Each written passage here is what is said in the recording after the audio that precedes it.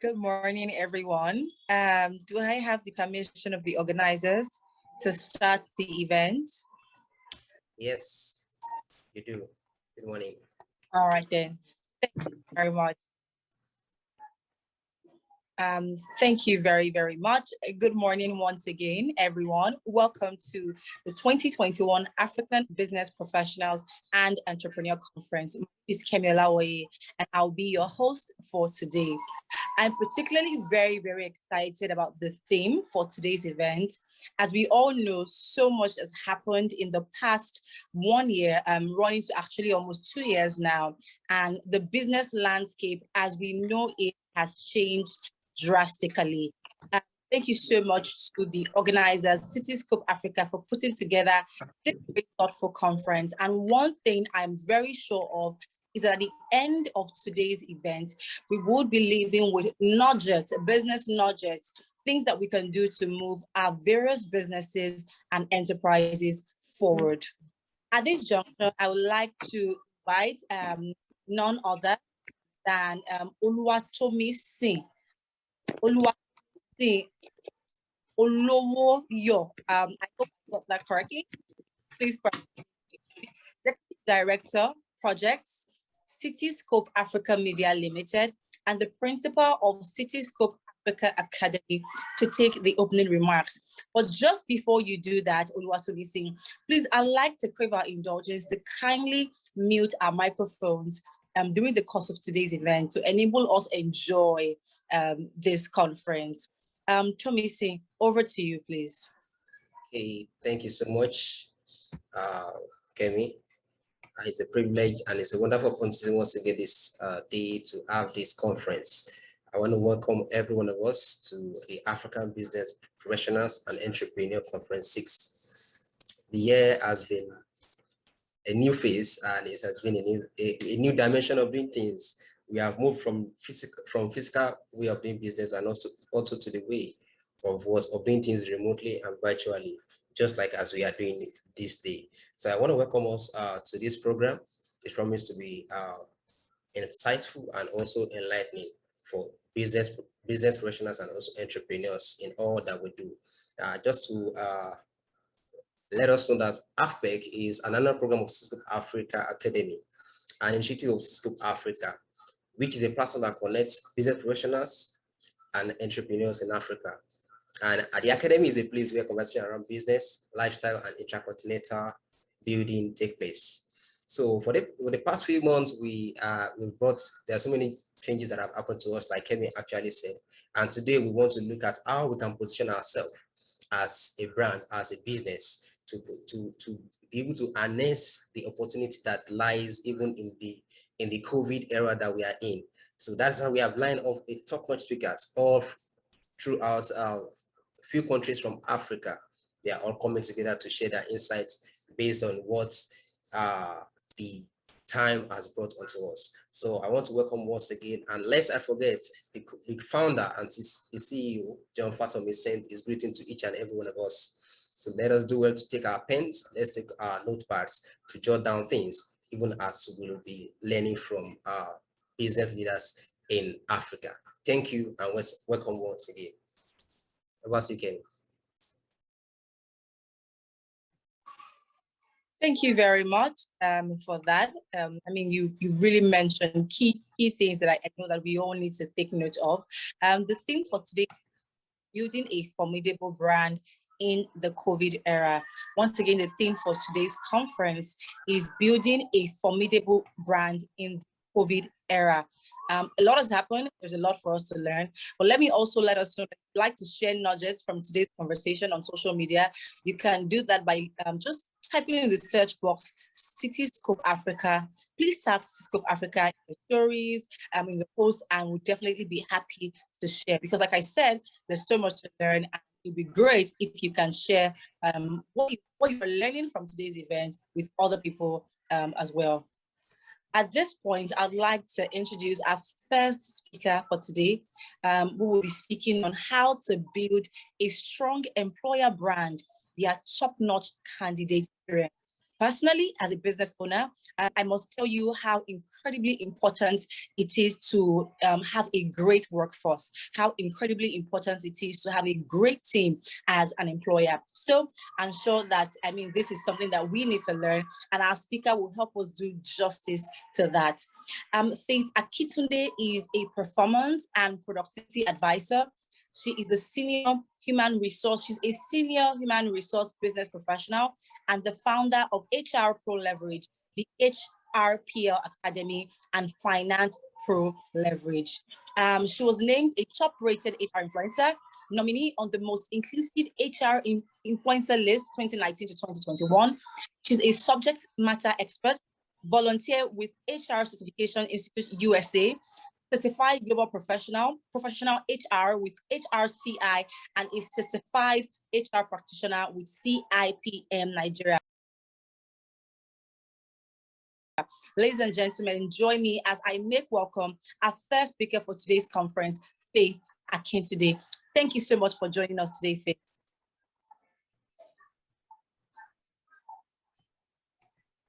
Thank you so much, Kemi. Thank you. Right. It's so good to be here.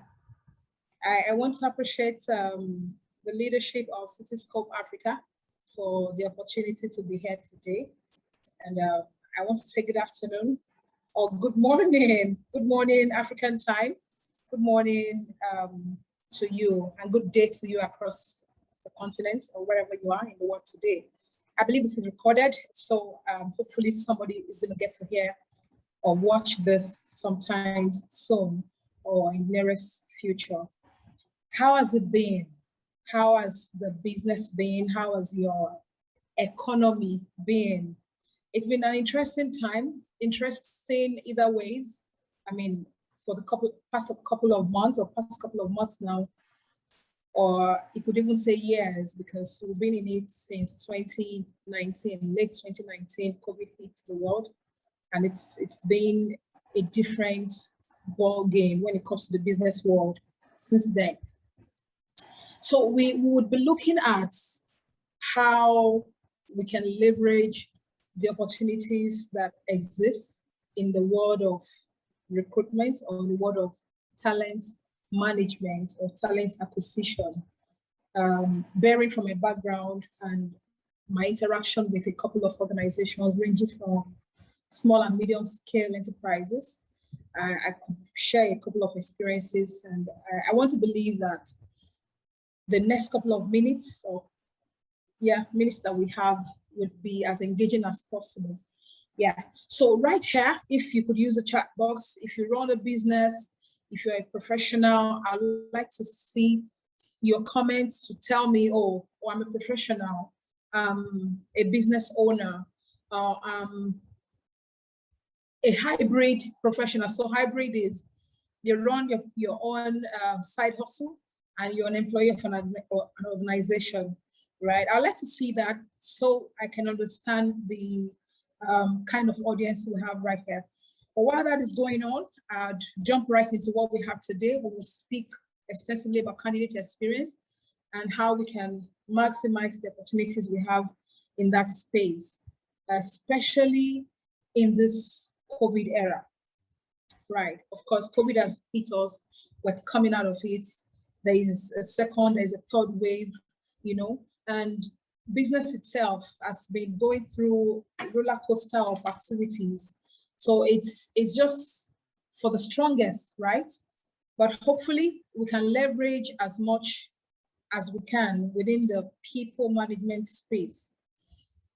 The fact remains that your competitive edge is with the people.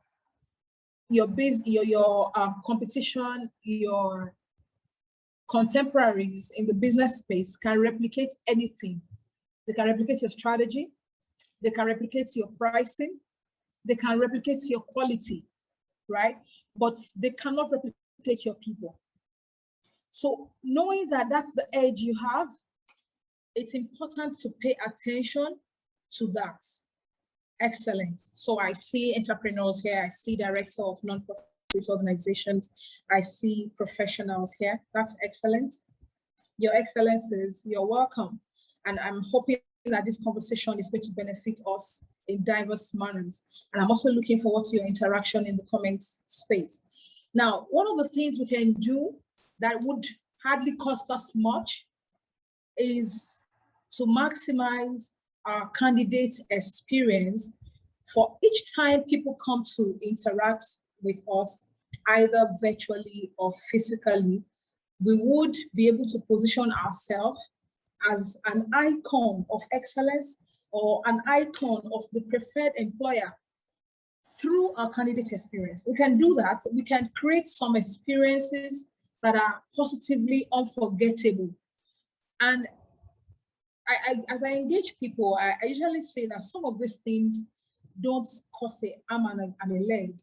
An arm and a leg, there are things that are within our control, things that just a little tweak here, a little tweak there, we can get an advantage in that space of candidate experience. So let me quickly break it down. When you talk about a strong brand, you're talking about a perception in the market where you play. So off the top of your head, you can say, oh, strong brands are the likes of Google, the likes of Apple and Microsoft. There's no argument about that. But within the industry where you play, are you a strong brand? Do you have an opportunity to make an impression of a strong brand? Now, it's not just about popularity votes.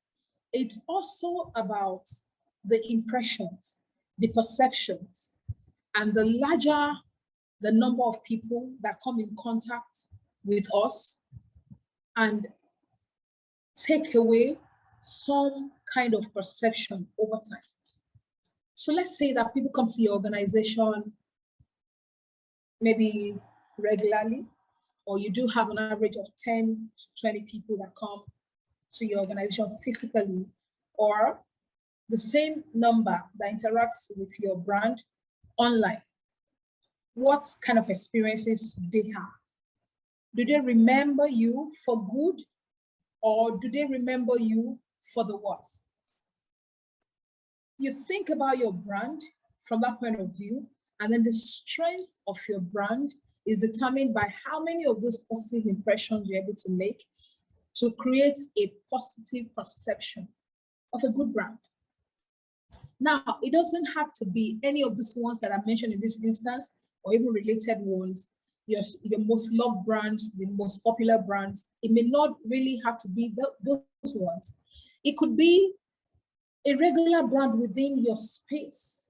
In Africa, there are certain kind of brands that are unique to us, which we love, or some of us have had, terrible experiences with soft brands. But there are most loved brands within regions, within continents. And what makes the difference of within a strong brand and a weak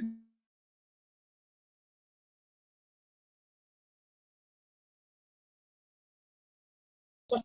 You might not have money like these brands that I've mentioned here, but you do have an opportunity to create a lasting impression with candidates that yourself as the business owner. Now, this comes without saying that if you have a strong brand, that brand is going to be formidable, most likely. Now, these organizations we mentioned earlier would have all the money to invest, but you do not have all the money to invest.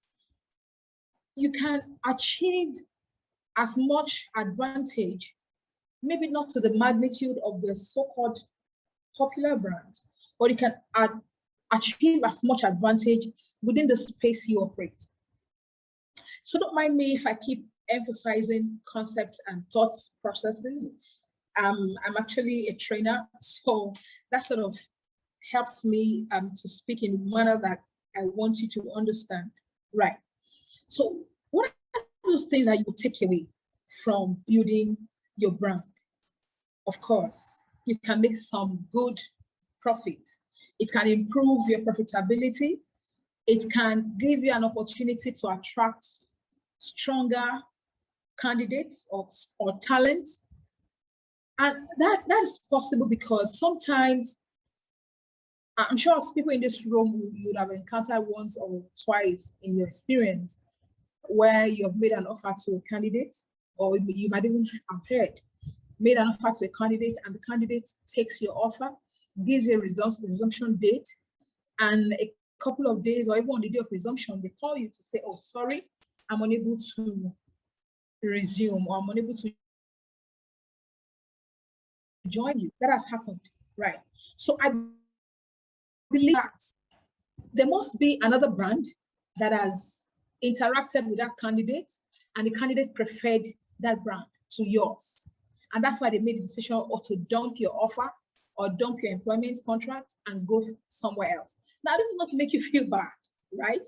But it's just the fact. So if you invest in your brand and build a brand, a strong brand, you might reduce the incidences of such situations. Right. Now, you can also increase your profitability by reducing the cost of attraction. I speak from HR perspective. Now, if you want to hire a candidate that is quite expensive and they love your brand, they want to work with your brand, they can take a pay cut to join you. I mean, in my entire experience, I had countless transactions like that. I have taken a pay cut to join a bigger brand before. And I have a couple of my mentees that have taken pay cuts to join bigger brands. I mean, a very strong talent on my team recently, okay, not like now, in one of my experiences, took a bigger offer. The offer was a contract role, but the brand was way bigger than the brand he was leaving. Now that brand would attract him at a lower cost, and that will reduce their cost of doing business because the brand is bigger and this talent is solid. It would take a pay cut to join you, but another organization cannot attract that same talent at the same cost. So that improves your profitability in a dimension. Another thing it can add to you is the recommendations, right? And that you get, which also would improve your employment cycle. So for example, you want to hire someone, they take a long time before they make that decision, or you've hired people, you treated them well, they're leaving, they are recommending your organization to other employees or to other talents. And you can quickly turn around your recruitment cycle to have people on your team. And of course, it's a great marketing opportunity. If you can think of other benefits that comes with a formidable brand, you can put it in the chat room. I'm sure a lot of us can benefit from that. Of course, the benefits are not limited to this, but we're sort of limited by time. Right. So we're talking about a strong brand. We need to quickly speak about candidate experience. Candidate experience is basically the encounters of job seekers when they interact with your brand or when they come to your organization. And that spans from when they see your adverts to when they apply to when they come in for interviews, right? to the employment contracts, negotiations, and all of that. And of course, up until when they resume. From the time they onboard, they resume as your employee, the next thing you want to focus on is employee experience. You see that? So you transit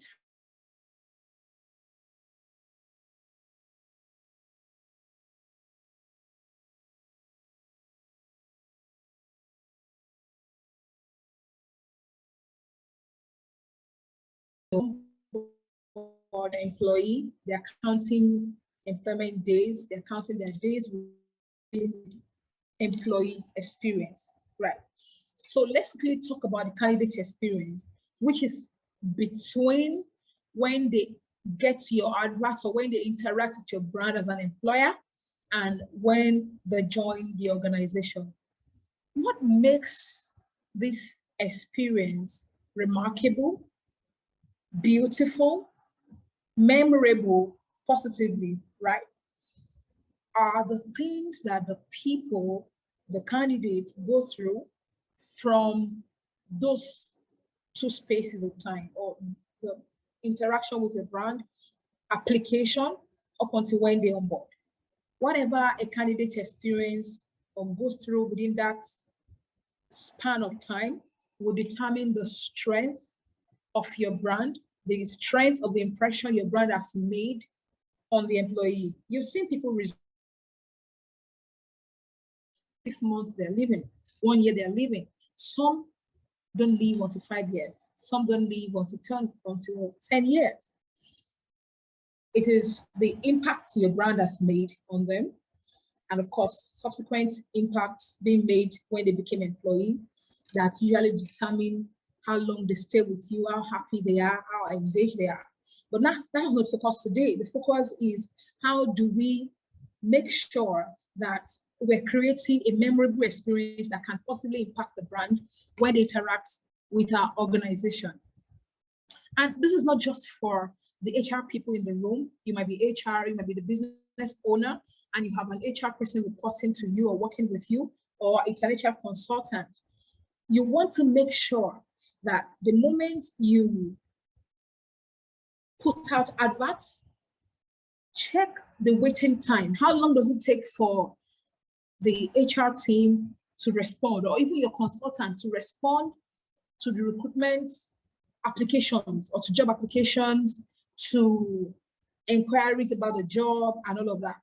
Do you have automated systems that help the candidates to, go through the process without hassles? Does it take such a long time before they complete the entire recruitment process? How long does it take in your organization? On the average, how long does it take from when an employee applies to when they resume?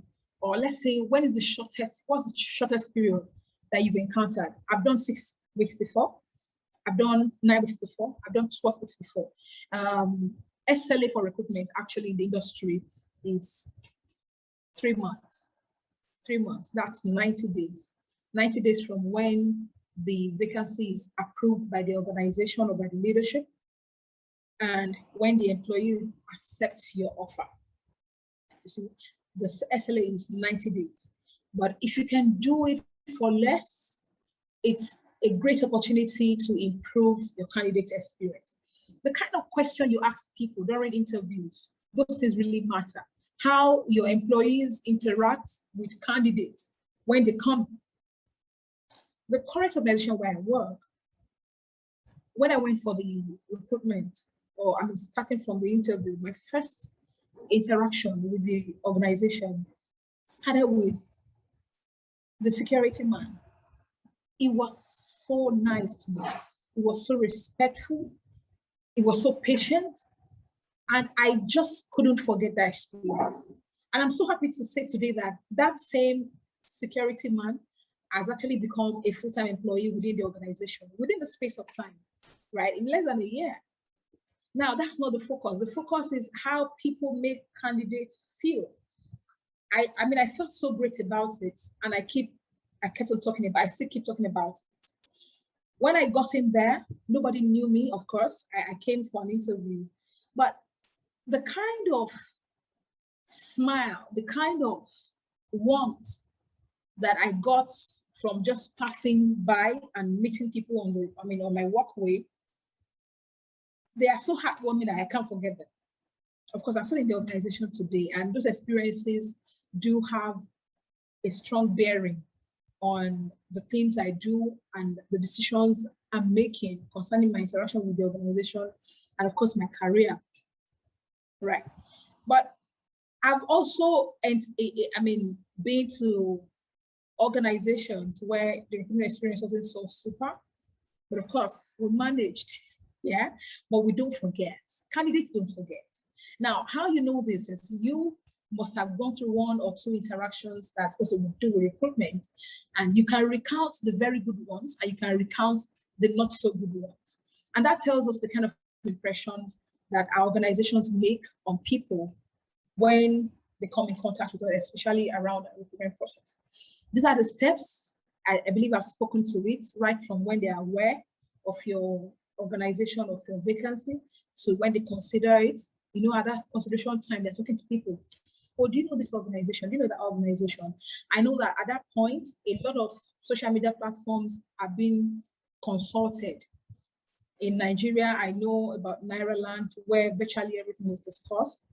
People do background checks on organizations. Globally, you can talk about Glassdoor, where people review organizations either as existing employees or exit employees. Whether we like it or not, people talk about us on social media. People talk about the organization.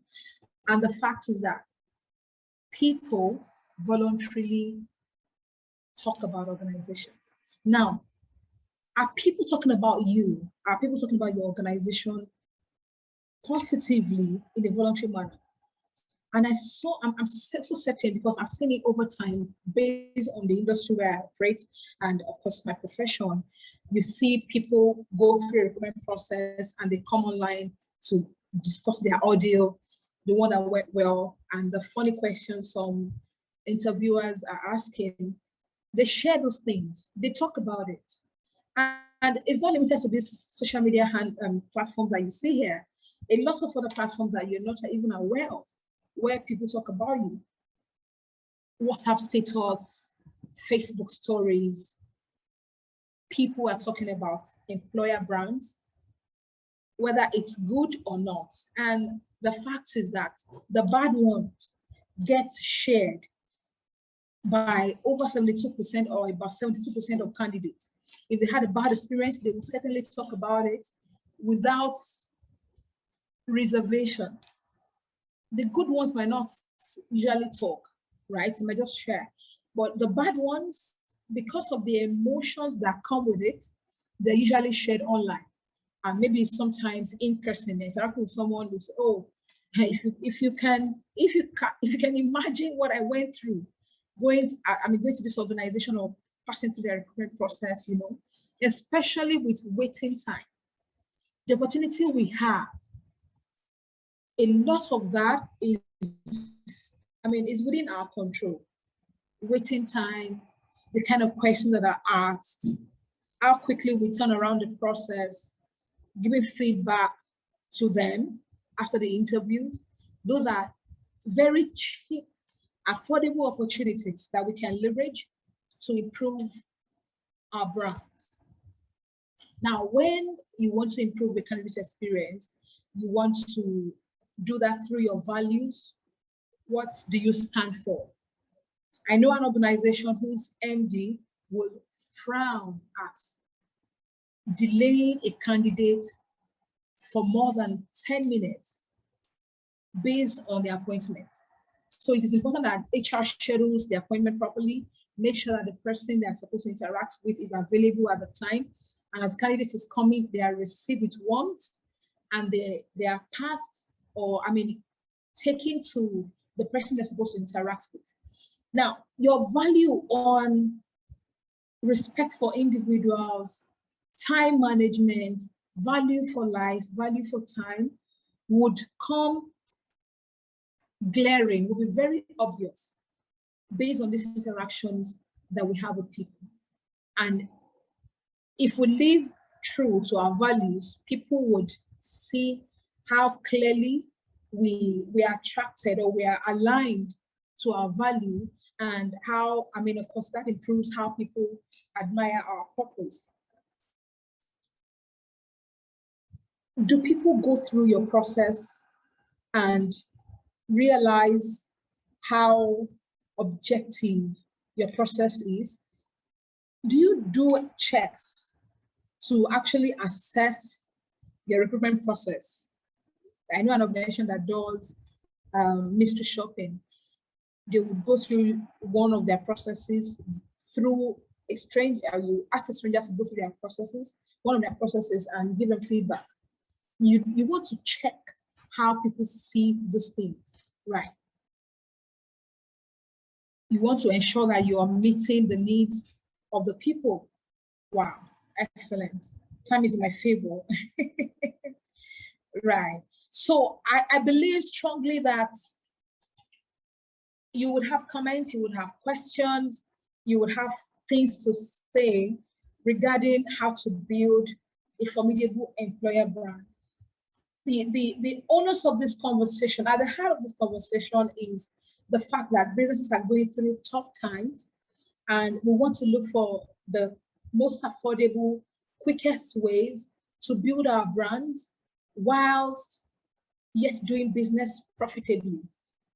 And you don't have to, shut down an aspect of your business because you want to invest into marketing and branding. You can as well do it in a grassroots manner, organically, through your interactions with candidates and your interaction with people. All right. So that's a thank you from me. I want to thank you for the opportunity to share on this platform. I can be reached via faithakite.com. I can be reached on LinkedIn. I can also be reached on my email, faithakite@gmail.com. Thank you so much for having me. Thank you very much, Faith, for that very, very, very, very insightful and educative session. Please, if you could just stay on the call for a couple of minutes. I don't know if our audience have questions. Please share in the chats, rather, any questions that you may have for Faith. In addition, I'd like to hear from you. What are the key nuggets? What are the things that you learned from her session? I'll share mine first. Sorry about that. I'll share mine first. I like how that you mentioned that, for a lot of businesses, a way to think about employing people is more like attracting talent. So because the way Nigeria is, the way that for jobs, many employers feel like they can do anything that they like. And I also like the fact that you mentioned that, it's also about respect for individuals. I like to say something. I like to say that everyone deserves some level of respect, even if they are junior to you. And, you really spoke very keenly on that. And finally, another thing I noted was how you mentioned that we should create a memorable candidate and employee experience. And I absolutely love that. Personally, I'm taking that home and I'm going to practice that which you said. Thank you very much for sharing your social media handles as well. We definitely look to comment and to connect. If you don't mind, could you share a link to that in the chat box so that it will be easy for people to just click on that and connect with you immediately? Possibly a link to your Facebook page or a link to your your LinkedIn or anything. Sorry, is my voice a bit low? You're muted. Okay, all right then. Okay, yeah, we can hear you. All right then. So if you don't mind, Faith, you could just share in the comment section, in the chat box rather, a link to your LinkedIn page so that we can connect very quickly. Thank you for that once again. Thank you for that. At this point, I'd like to sorry, the next comment in that box. At this point, I'd like to invite our speaker. There's so much for us to learn today, and just like Faith said, the good thing about the different areas that we're touching on is how that at the end of the day, these areas affect your bottom line as a business owner. So many employers feel like, if I don't employ the right person, what does it mean? As far as I'm selling, I'm doing marketing, I'm doing business development, nothing will happen. But at the end of the day, having great employees, having a great team will help you to scale your business and move to the next level. On the other hand, Our next speaker will be speaking on why visibility matters, your personal brand and career advancement. Personally, I have benefited immensely from having a personal brand, from putting things out there, from putting content out there. And I'm sure that our next speaker will speak very keenly on this. Our next speaker is none other than Nike Moshe. I hope I pronounced that correctly. I met her earlier, just before the conference started, and she is the founder of Women in Management Africa, Tanzania. One great thing about today's conference is how that our speakers, our organizers rather, have brought together key stakeholders, people that would help us learn from different parts of Africa, and I'm particularly very excited about that. She is the founder and she's the founder and CEO of Women in Management Africa and the country director of CV People Tanzania. In 2021, she was recently the award winner for the most visionary CEO for women in Nigeria. She's also among the top 100 global HR minds. Please join me as I welcome our speaker, Nike Moshe. Nike, can you hear me, please? I can hear you. Can you hear me? Absolutely. Yes, I can. Thank you so much. We can see your video. You have the floor. Thank you so much. It's really a great honor to be part of this conference and to share my expertise and my knowledge on personal branding. First of all, I would like to share a bit of a story about my personal branding. I call it my personal branding story. You know, the world has really changed for the past year because of COVID. A lot of business have lost, you know, the market share. They went down. A lot of employees were retrenched.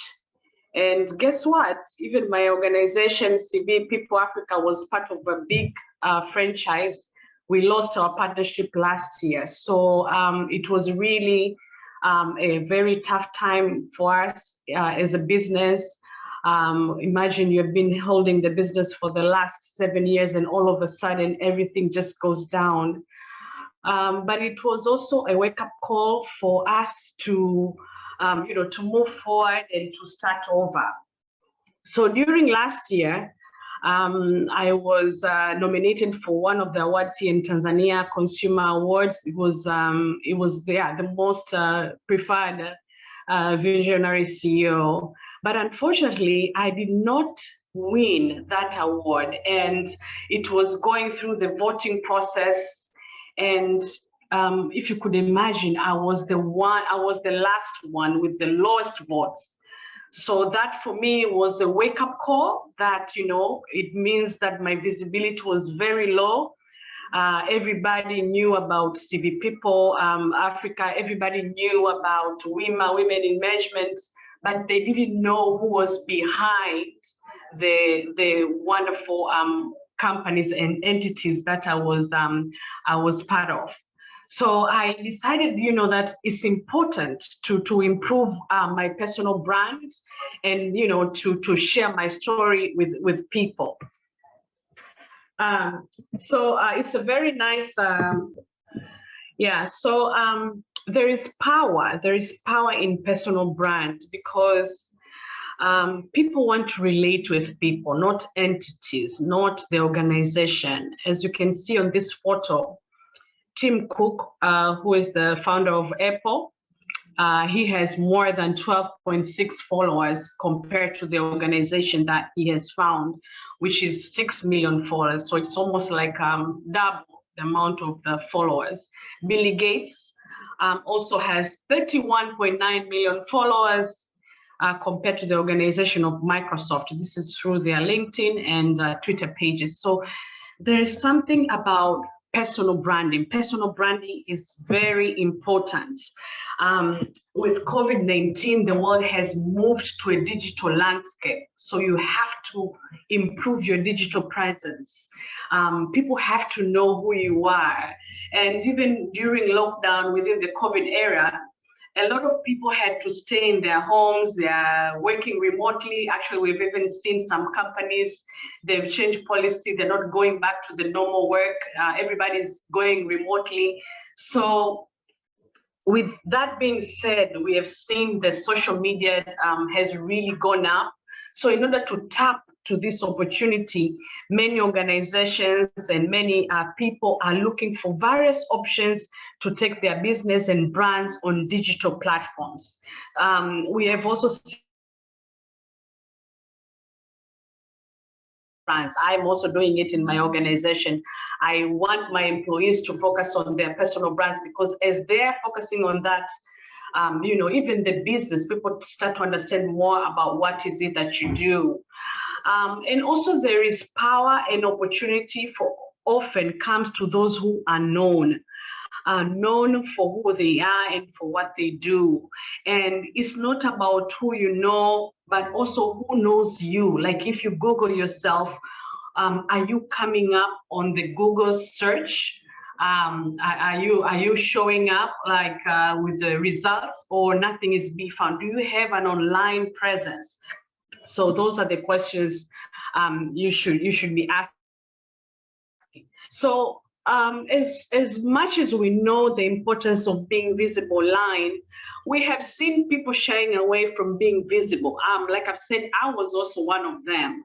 I was scared to even share my personal story. I was scared to even post. I was not even clear about what my brand is.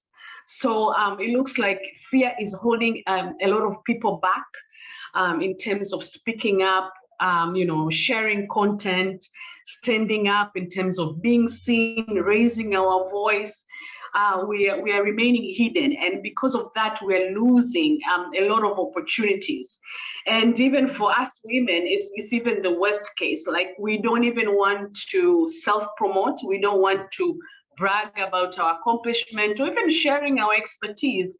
And that's why we are losing, or we are moving away from a lot of opportunities we could have been falling on our laps. Another reason could be that you know, people are not aware of their expertise, knowledge, or even talents they have, or maybe they do, but they don't know how to communicate them so that people can be able to share or even to understand more about their brand. How can we be visible online? First of all, we need to start building a brand. Each one of us is a brand called you. Your brand is your reputation. It sends a message to people why you do what you do, who you are. It's an extension of yourself. It also provides information about what is it that you want to accomplish. And also, it's important to know your why. Why do you want to build your personal brand? And personal brand is personal. It is different from the brand or from corporate brands. People want to relate with the person, with the stories that, you know, showing your authenticity, like what has happened in your life, what has changed, what lessons have you incurred.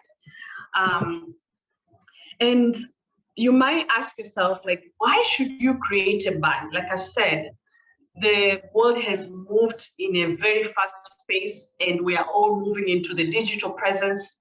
It's important to build an online presence, and people do business with people. They want to connect with the person behind the entity, behind the organization. Personal brand can give you many benefits. It can give you leads. It can connect you to potential clients, employers. It can also create awareness about you and your skills and your expertise or talents. It can grow your network. It can even make money for you through speaking gigs, writing gigs, appearance, book, advertisement, so many aspects. But building a brand, a personal brand, is hard work. It takes time. It takes consistency. It takes persistency, clarity. You have to be clear about what is it that you want to say, and also authenticity. People want to relate. They want to resonate. So there's sometimes you have to be vulnerable. You have to share some challenging things. But yes, those are the type of things that, you know, followers or your people can be able to resonate. And also, brand has to reflect your image, your mission, your values, your vision. So how do we go about in creating a personal brand? First of all, you have to do a SWOT analysis. You have to have clarity. You need to know, what are your strengths? What are your, weakness, opportunities, or threats? Like, what are you good at? What are skills do you have that makes you credible? What expertise can you share with the world? Like I said, authenticity is key in personal branding. And people want to connect with you through authenticity. Being authentic is key. And personal brand can, help you differentiate you from competitors.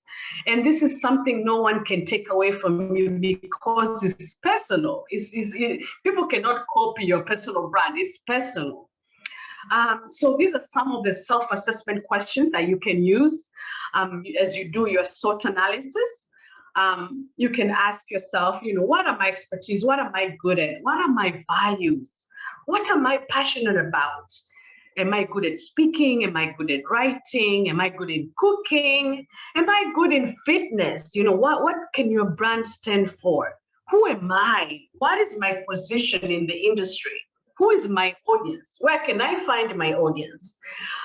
What will my brand stand for? What type of content am I going to share? In which platform can I use? Is it LinkedIn? Is it Instagram? Is it Twitter? Is it even Clubhouse? Is it WhatsApp? What platform are you going to use? So when you are building your personal brand, you have to look within. It's about you, and also you have to be authentic. So once you have clarity on your brand, the next step is to set up goals. You have to find your why. Like, why are you looking to build your personal brand? So for example, one of my goals this year was to acquire a board member position. So I need to come up with strategies on how am I going to attain a corporate board member position. Can I share content regarding my skills in boards? Can I connect to the right people who can, connect me to those opportunities? So once you have defined your goal, you need to set up strategies on how you can be able to attain those goals in terms of your personal brand. Like, what do you want in the next 3 or 6 months, 9 months, 12 months? Like, what is your end goal? What are you looking to achieve? Is it brand awareness? Do you want to monetize your brand in terms of creating revenue? Do you want to grow your network? What is it that you want? So these are the brand goals, like I've shared before.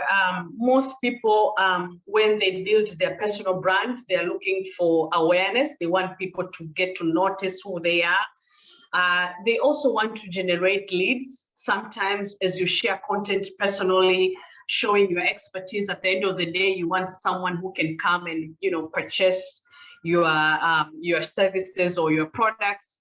You want to monetize your digital presence. Yes, sometimes people want money. You want to have revenue. You want to showcase your professional expertise, especially with recruiters and employers being in LinkedIn or other social media platforms. You showcasing that, they can be able to track you online by showcasing that type of professional or insights that you have. Gone are the days people are looking for your CV. People want to see you in action. They want to show your portfolio. You say you're a graphic designer, show me your ads. You say you're a HR leader, show me your expertise as a HR leader. And also other people, they want to grow your network. It's true. As you are building content and building your personal brand, your network also grows because you are attracting the right people, the right audience based on your brand. And other look for opportunities such as speaking engagements, book deals, advertisements, and all these things. So in your personal brand, there's a lot of questions. There's a lot of self-assessment, self-reflection that you have to do. You might ask yourself, like, do the right people know about you? Are you positioned well to attract the right opportunity? You know, sometimes, so for example, like I've said, one of my goals was to attract a board member opportunity. But most of these leaders are usually on LinkedIn. So I need to position myself in LinkedIn. Or you have a talent, you sing or you act, whatever, the right platform could be Instagram or TikTok. So you have to position well for the right opportunities. What kind of clients might be interested in the skill set or target audience? How can you help them? At the end of the day, it's not about you. As you're building your personal brand, you also have to solve problems for other people within your areas of skill set or expertise. What kind of problem are you solving? You know, your content could be educational, it could be entertaining, but then at the end of the day, people you want to share insights or educational materials so that people can learn from you. It's not about being promotional all the time. And also, which platform is good for you? And said earlier, what problem can you solve? So as you're building your personal brand on social media, look for social medias that aligns with your brand. Every personal brand is different, and there's particular platform which resonates with your brand. Like, for example, like I've said, I resonate more on LinkedIn because my expertise, my network is more on LinkedIn. But I also try to share other type of content on Instagram because there's an audience there of young people, youth, that could also benefit from my brand. And also, does your social media align with your mission, your persona, your values? Are you posting consistently at all channels? Are you using the 80-20% rule? The 80% rule is that you should focus 80% of your time on commenting, engaging conversation, connect with people. And the 20% you should focus on promoting, your brand. So once you have defined your goals and coming up with strategies, you need to have a plan on how to do that. So for example, if you're on LinkedIn, make sure that your CV, your profile, your bio and photo is ready. You need to come up with a network plan, your audience, where are they? How can you connect with them in terms of building your network? What platform are you going to use? What is your strategy in terms of creating content? What kind of content are you going to share? Are you going to be writing articles? Are you going to be sharing videos? Are you just going to talk about just inspirational quotes? So it's really up to you in terms of the strategy that you're going to have depending on your personal brand. So it's always important to measure and evaluate. I wanted to talk about this guy. His name is Kabi Lame. He's a TikTok sensation. In March 2020, Kabi Lame was made redundant as a factory worker. Ever since then, he was able to post his first TikTok video on March 15th, 2020. This was actually during the COVID era. And he was able to become the second person ever to reach 100 million followers, amassed more than 1.5 billion likes on his videos with the average view of 44 million per video. Up to right now, he's earning about 50,000 to 200,000 per branded post, and now he's now worth over $2 million. All this was able to accomplish in just 17 months after losing his job and during the COVID era. This is the power of personal branding.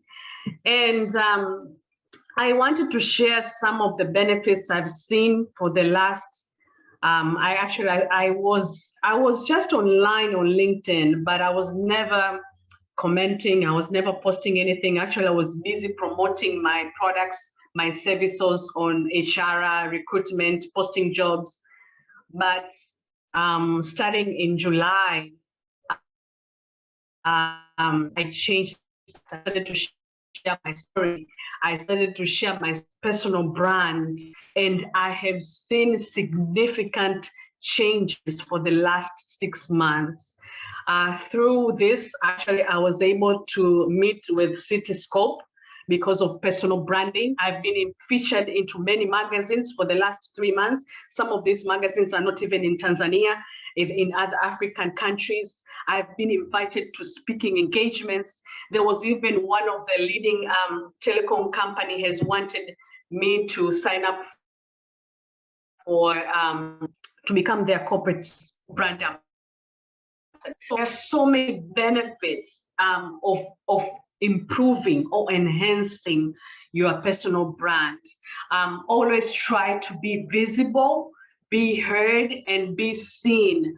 You need to show up when you're given an opportunity. You need to stand up in terms of raising your voice. So much for this opportunity on sharing my knowledge on personal branding. I'll be happy to answer any questions, or if you have any comments. As you guys know, building a personal brand takes time. So it's better to start now. If you have not started, it's better to enhance, to improve your content for your audience. Thank you so much. Thank you very much for that. Thank you so much. That was very, very good. I learned a number of things personally as well. I was very excited to hear like the benefits of personal branding and things that you have personally gained and opportunities that have opened up to you just because of personal branding. Thank you very much for that. Is there any way, do you mind sharing in the chat box a link to your LinkedIn page so that people can connect with you in today's session? And then if you have any questions for her, please do you mind sharing them in the chat box. Can we share questions that we have on regarding this session, as well as nuggets, things that we learned from this session? Personally, I like the fact that Nike mentioned that each personal brand is unique, and that's what many of us don't understand.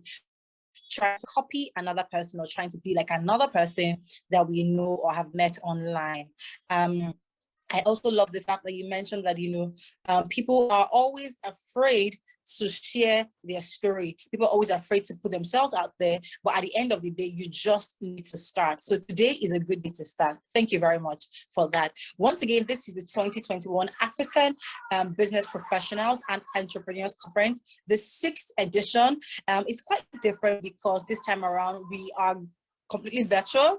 The world has changed in the past, in over a year now, going to 2 years actually, and almost everything is now virtual. And for me, I consider it a privilege because it makes that regardless of where you are able to learn, you're able to connect with everyone around the world. Our speaker who just spoke is all the way from Tanzania, and that was absolutely brilliant. I'll definitely love to connect with you, Nike, so I'll look forward to having your link in the comment section. We have a lot of remarkable speakers that are still coming up in the next few minutes, but let me quickly mention that at the end of today's conference, we're going to be giving two business owners, an opportunity to get a free advert placement on Cityscope Africa. Isn't that amazing? That is amazing. When the organizers mentioned this to me, I was amazed. So absolutely, absolutely, absolutely amazing. You need to ensure that you stick till the end of today's session so that you can listen and be aware of what you need to do to take advantage of this great opportunity. Like I said earlier, please feel free to post on Facebook, on LinkedIn, on Instagram, or Twitter about today's session, Cityscope Africa. And please ensure that you tag Cityscope Africa so that we can repost, we can reshare, and we can connect with you. Entrepreneurship can be tough. Being a business owner can be tough, but forums like this make it all the more better. Thank you very much, Nike, for that. I can see a link to your LinkedIn profile right there. Thank you for that.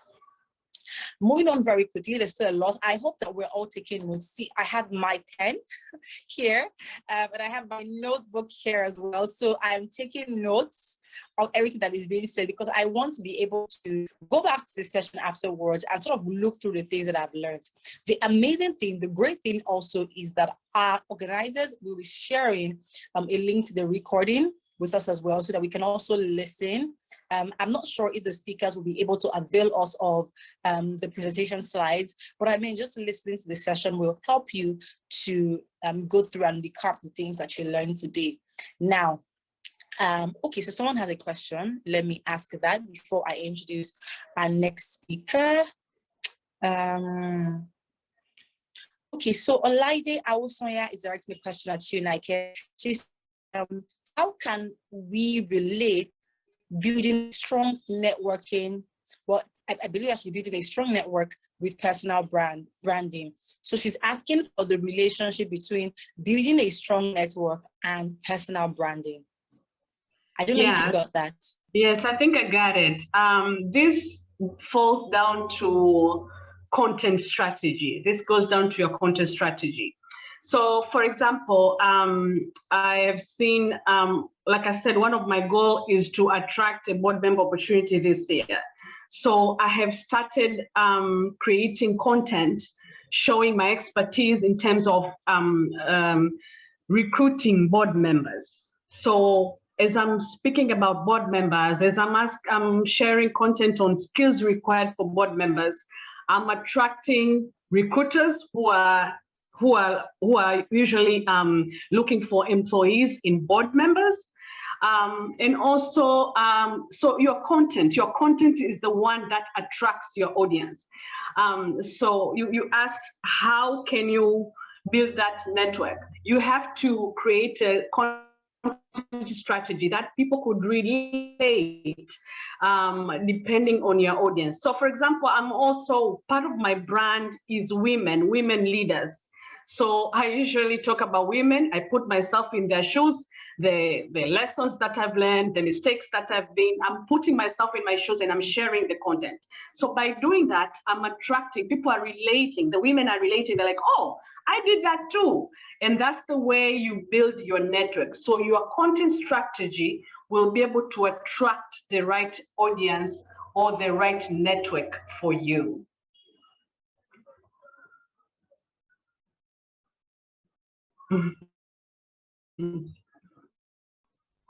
Thank you very much for that. That was very good.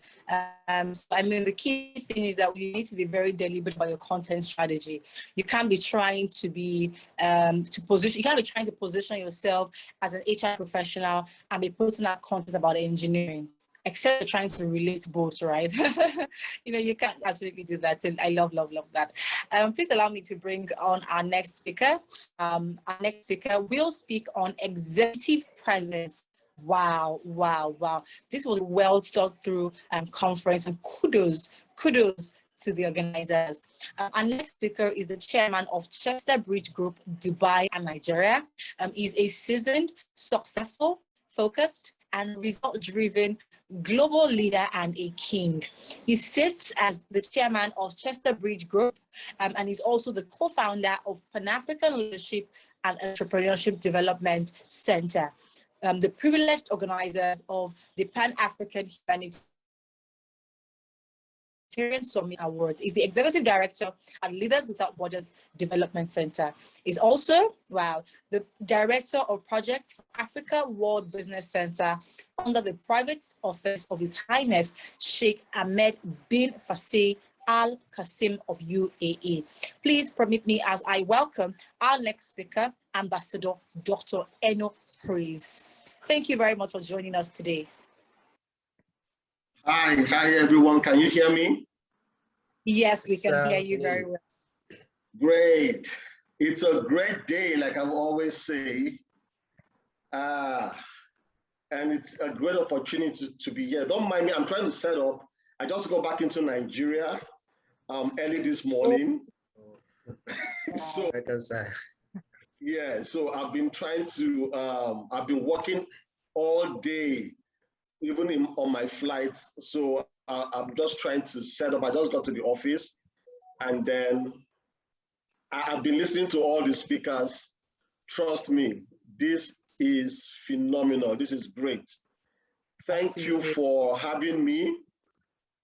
Yes, thank you for having me. Thank you for putting this together to be able to help business people across the world and across Africa. My focus is basically on Africa.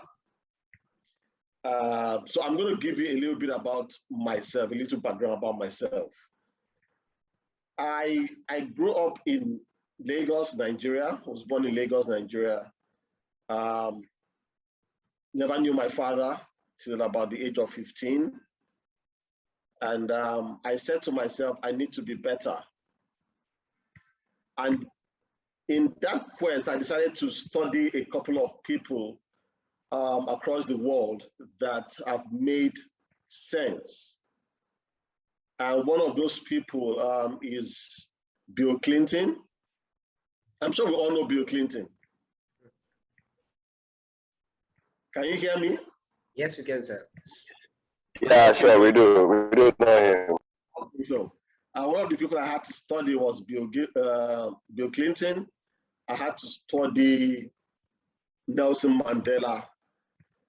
And I asked myself, what makes these people different? Why are they different and why do they stand out from the crowd? Now, basically, I'm supposed to be talking about executive presence, but executive presence is interconnected with personal branding, just like the last speaker said. Personal branding is what keeps everything alive. Without a personal brand, you are a commodity in the market. I'm going to say that again. Without a personal brand, you are a commodity in the market. So your personal brand is what makes you stand out. It's what gives you the edge from every other person. All right? Yes, sir. So,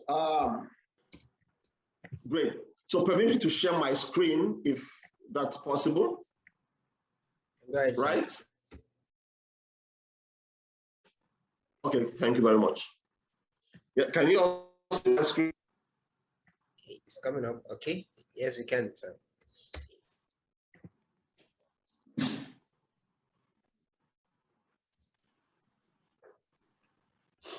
Is it up? Yes, sir. Okay, great. So thank you very much. I'm sure you can all see this.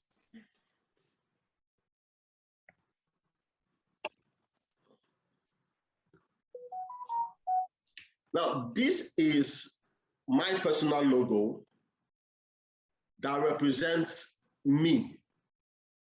Now, I'm talking about personal brand here and executive presence, so I'm going to combine both.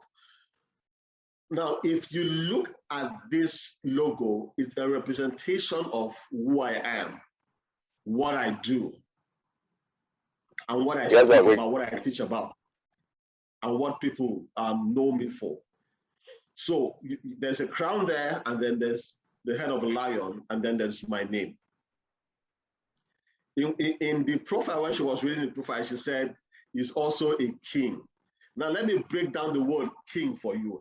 I'm a kingdom. K is for kingdom. I is for institution. N is for nation. G is for generation. So I'm a kingdom builder. I'm an institutional builder. I'm a nation builder. I'm a generational builder. I hope that makes sense. Yes, sir. Okay, so great. Thank you for having me. I already said that. So branding.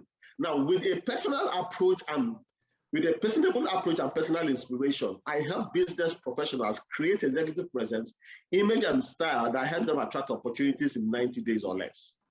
Now, whenever you ask me what I do or who I am, this is what I tell you, because this is the core of my existence. This is why I live. This is why I breathe.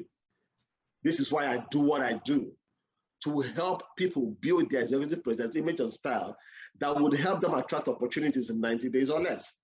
So it is not what you don't have that limits you, but get it, it is what you have and you do not know how to use. So the question has always been, what do you have and you do not know how to use? When people first meet you, they immediately form opinions about you. All right? And that opinion is a basic representation of how they see you and what you represent. Now, these impressions include things about character, efficiency, and friendliness. Now, I call this the 7-in-11 analysis. They will decide in 7 seconds from 11 impressions whether they like you, whether they dislike you, whether you're indifferent. And that would likely determine the satisfaction of their experience and yours. So what are the 7-in-11 quiz? The first thing they think is that, are you clean? Are you engaging? Are you credible? Are you knowledgeable? Are you responsive? Are you friendly? Are you helpful? Are you understanding? Are you courteous? Are you confident? And are you professional? Now, it's a subconscious thing. It happens subconsciously without your knowing. All right. There are some things you just think about. It just comes subconsciously into your mind. Is this person clean? Is this person friendly? Is he rude? Is he arrogant? Is he professional? Can he help me? Does he understand me? So all of that is what builds up the perception when people meet you. So brand is not a logo. People usually say brand. When you see this, the first thing that comes to your mind is, oh, that's a brand. No. The logo is not the brand, and a brand is not a logo. So you see the Versace, you see the Lamborghini, you see the Walmart, you see the Apple, Nike, Louis Vuitton, you see Hisense, Bank of America, you see Tesla, Amazon, Mercedes-Benz, Patek Philippe, you see Rolex and all of that. So let's look at this. It is not what you say about yourself, but it's what people say about you. It is not what you say about yourself, but it is what people say about you. How they think about you, how they feel about you, and how they perceive you. So what is the personal brand? Your personal brand is the powerful, clear, positive idea that comes to mind whenever others think of you.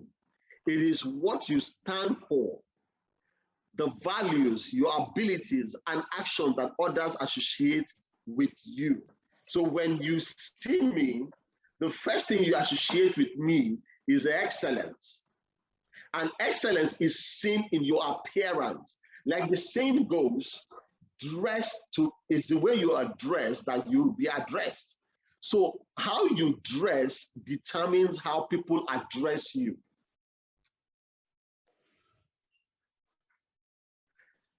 Building value is not enough. You need to communicate it. And that also is personal branding.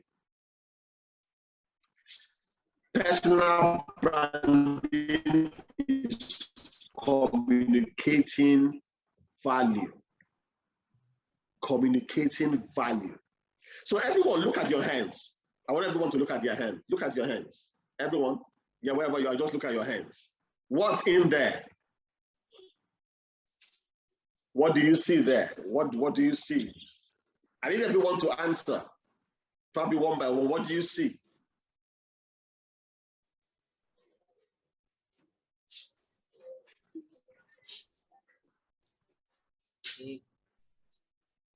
There are lines in the ends.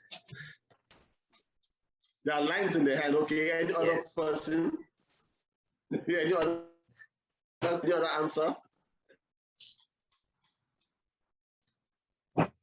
Well, I see my palm. You see your palms. I see unique pathways, right? You see unique what? Unique pathways. Unique pathways. Great, great, great, great. Any other person?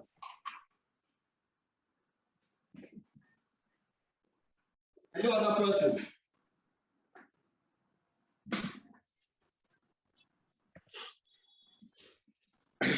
Okay, so let's go.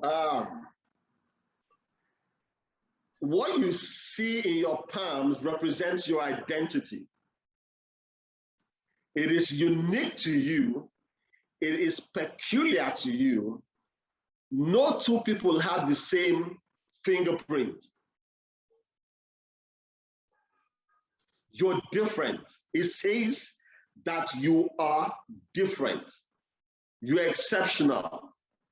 You stand out. You are a rare species. That you see in your palm also represents your income. It also represents your influence. Now, you are shaped for a purpose. Get this. That's why you're different. And why are you shaped for a purpose? Check this out. You're shaped because you have spiritual gifts. You have a heart, which is you have abilities, which is just you have experiences, and you can deliver and dominate. Now, this is what good you are here to become who you are. So your brand is what people think of you when they think of you. So the question right now is, when people think of you, what comes to their mind? What do they think about? For instance, if you think about if the name Ronaldo is mentioned, what comes to your mind? What comes to your mind when Ronaldo is mentioned? Football. Football. When you mention Tiger Woods, what comes to your mind? Golf. Golf.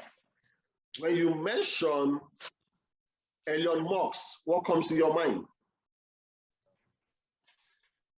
That's Tesla. Tesla. When you mention Tom Cook, what comes to your mind? Tim Cook, what comes to your mind? Who?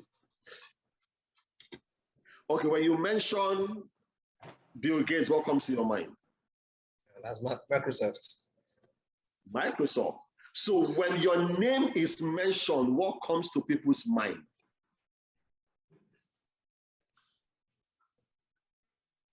Am I making sense here? Yes, sir.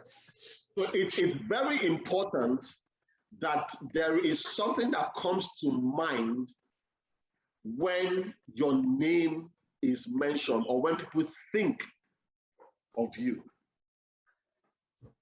So I'm going to be talking about key elements to personal branding. So let's look at the first one, positioning. One of the key elements in personal branding is positioning. It means to appear on the right time, at the right place, and to the right people. Every time you step out, you need to understand that people that you're meeting can either take you to the top or bring you down. But with someone that has personal branding, positioning is very key. Positioning is very key because it's one great way to widen your network by attending quality events. People shy away from attending events. I wonder why. But if you need to build your brand, you need to start attending quality events. The more you socialize, the bigger the chance it is to meet the right people that will help you with your success. So positioning is very important. I mean, this kind of platform is where you can also meet people of like minds, where you can share ideas and then climb up the ladder together. The second one is be yourself. People often want to be like every other person. You are different. So if you want to be like someone else, you are imitating a different person. Be yourself. One of the most important elements in creating your own brand is being yourself. Find your own style. Instead of following the crowd, use your style and uniqueness to attract your desired jobs or your desired clients. To stand out from the crowd, find your own style. Create a new set of footprints for others to follow. Let people get to follow you instead of you following people to do what they're doing. When you do what they're doing, you get the same results that they get. So be different and then get different results for yourself. The next one is believe in your brand. To create a successful branding, you must first buy into your own brand. Now, I usually tell people, you cannot sell what you cannot buy. I'm going to say that again. You cannot sell what you cannot buy. So you have to convince yourself first that you can buy your own brand before you are able to sell it to other people. Because if you are not convinced about your brand, if you do not believe in your brand, it will show in the way you talk about your brand. So you need to believe in your brand. You should build your brand around your mission and vision, then work constantly to enhance and sustain it. Consistency is key for growth. Consistency is paramount for people to see what you're doing and then get to believe in what you're doing. So you ask yourself, what makes you different? So while creating your own brand, spend time to think about what makes you different from your peers. Why are you doing what you're doing? What makes you stand out? Is it your strength? Is it your passion? Is it your goals? Is it your deliverables? Be clear about your direction. Know who you are as well and who you are not. So I'm in the branding space. I'm the executive presence stage. I am in the customer experience arena. I know where my strengths are, so I do not deviate from them. I can't tell you I'm going to teach you about finance because it's not my field. All right, so know what makes you different. Your brand is about the experience you deliver. People are not looking for service anymore. They're looking for an experience. That's why a couple of months ago, I was teaching people, and they wanted me to speak about customer experience, customer service. And I told them, no, I cannot speak about customer service because customer service is dead. What people are looking for right now is customer experience. They're looking for an experience. It is the experience that gets them to come back to do business with you. It is the experience they have with you when they meet you that attracts them to stay with you. Now, the last speaker said something very profound and something that I believe in. People do not connect with businesses, they connect with personalities, they connect with you.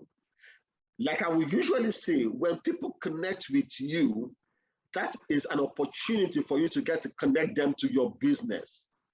So invariably, people connect with people and then in turn, they are connected to their business or their businesses. So your brand isn't just about your logo, it's about the total experience you deliver to your clients. It's an experience. How do they feel when they meet you? How do they feel when they leave you?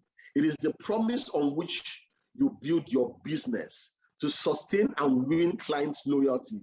Make sure you consistently deliver on your commitment. I usually tell people in customer experience, under promise but over deliver. This is what will get people to keep coming back to you. If you are going to take 5 days to deliver a product, tell them you're going to deliver it in 7 days and then deliver it in 5 days or less. With that, there is credibility and there is trust, and they will keep coming back to you. Give them an experience that they can never forget. Never feel ashamed to ask for advice. Now, I usually tell people that mentors are needed because truly mentors are really needed. People don't want to get mentors. They just want to get up and just fly up and just begin to do their things. Get to ask questions. Ask for advice from people that are already ahead of you. Because, I mean, if you keep bumbling and keep failing, people might not just trust your brand. Never feel ashamed to ask for advice. A gentle reminder, always ask yourself, why? Why am I doing this?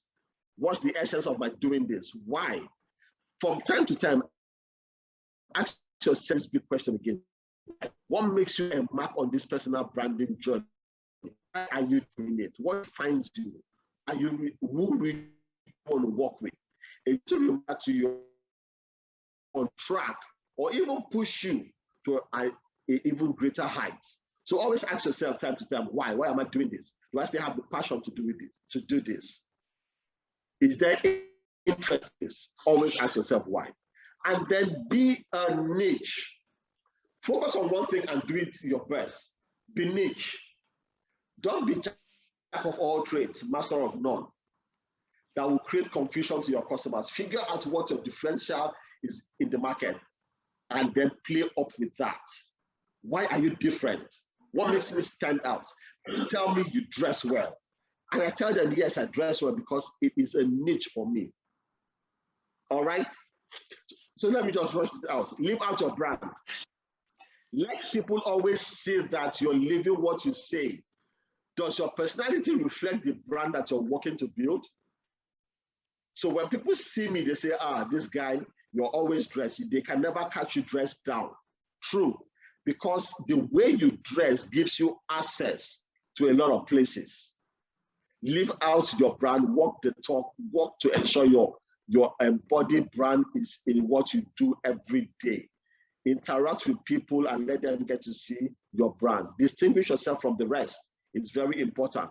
A good brand story will elevate your status to a level you can never imagine. Always stand out, irrespective of where you are. I walk into a room and then people are wondering, who is this guy? Because I'm well-dressed, my shoulders are high, I'm confident, and I can interact with anyone. The reason why most people fail to interact with people is because they are not confident. Why are they not confident? It's because they have not read enough. They've not done researches enough. So when you get to study and get to read more, you get to understand and then build confidence in whatever area that you are in. Keep an open mind. Expect new ideas. Never keep a closed mind. And then also know that branding is not about you. Always remember that. It is about how you can add value to other people's life. So it all creates helpful content that shapes one's opinion about you. For example, a blog, social media posting, books and videos. Now, what personal brand will do to you or do for you is that it will move you from the level that you are to the level that you want to be. Over the years, over the period of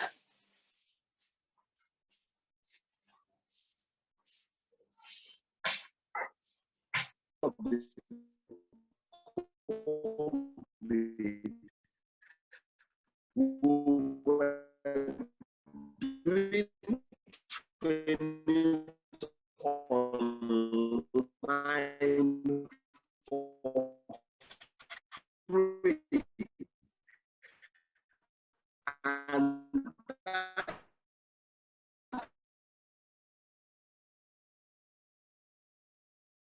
that helped us build a personal brand to be a member of our place in the US, in the UAE, in Nigeria, personal brand. And being able to talk for the church is as a result of being able to build, because when you do that, you become the influence and you become a force to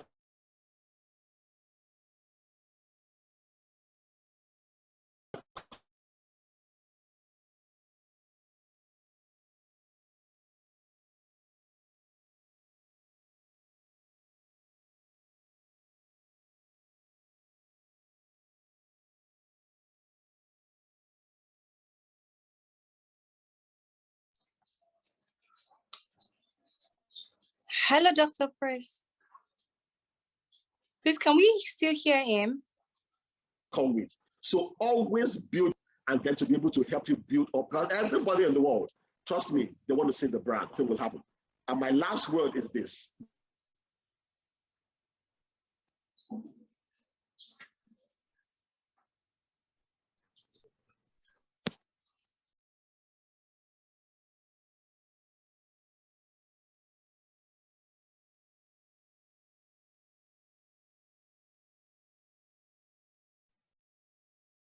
Dr. Praise, you're actually muted.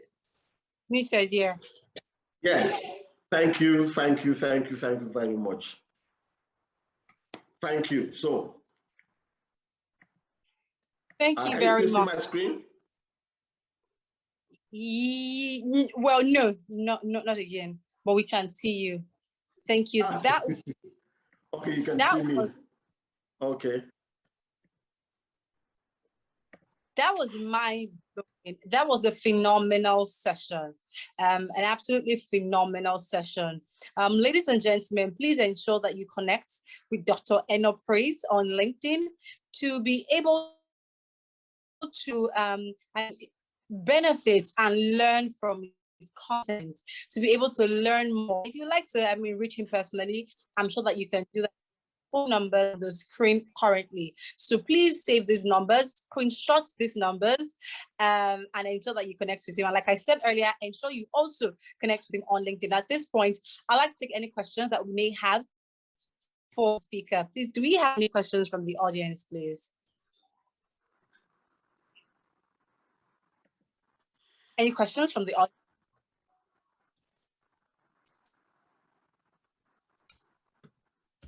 Okay, so I can see comments already. Please ensure you stay muted, except you'd like to ask a question. Yeah, Fred, I wanted to ask a question. I'm permitted to now. Please do that. Please go ahead. Okay, my name is Steven. I'm in Ghana.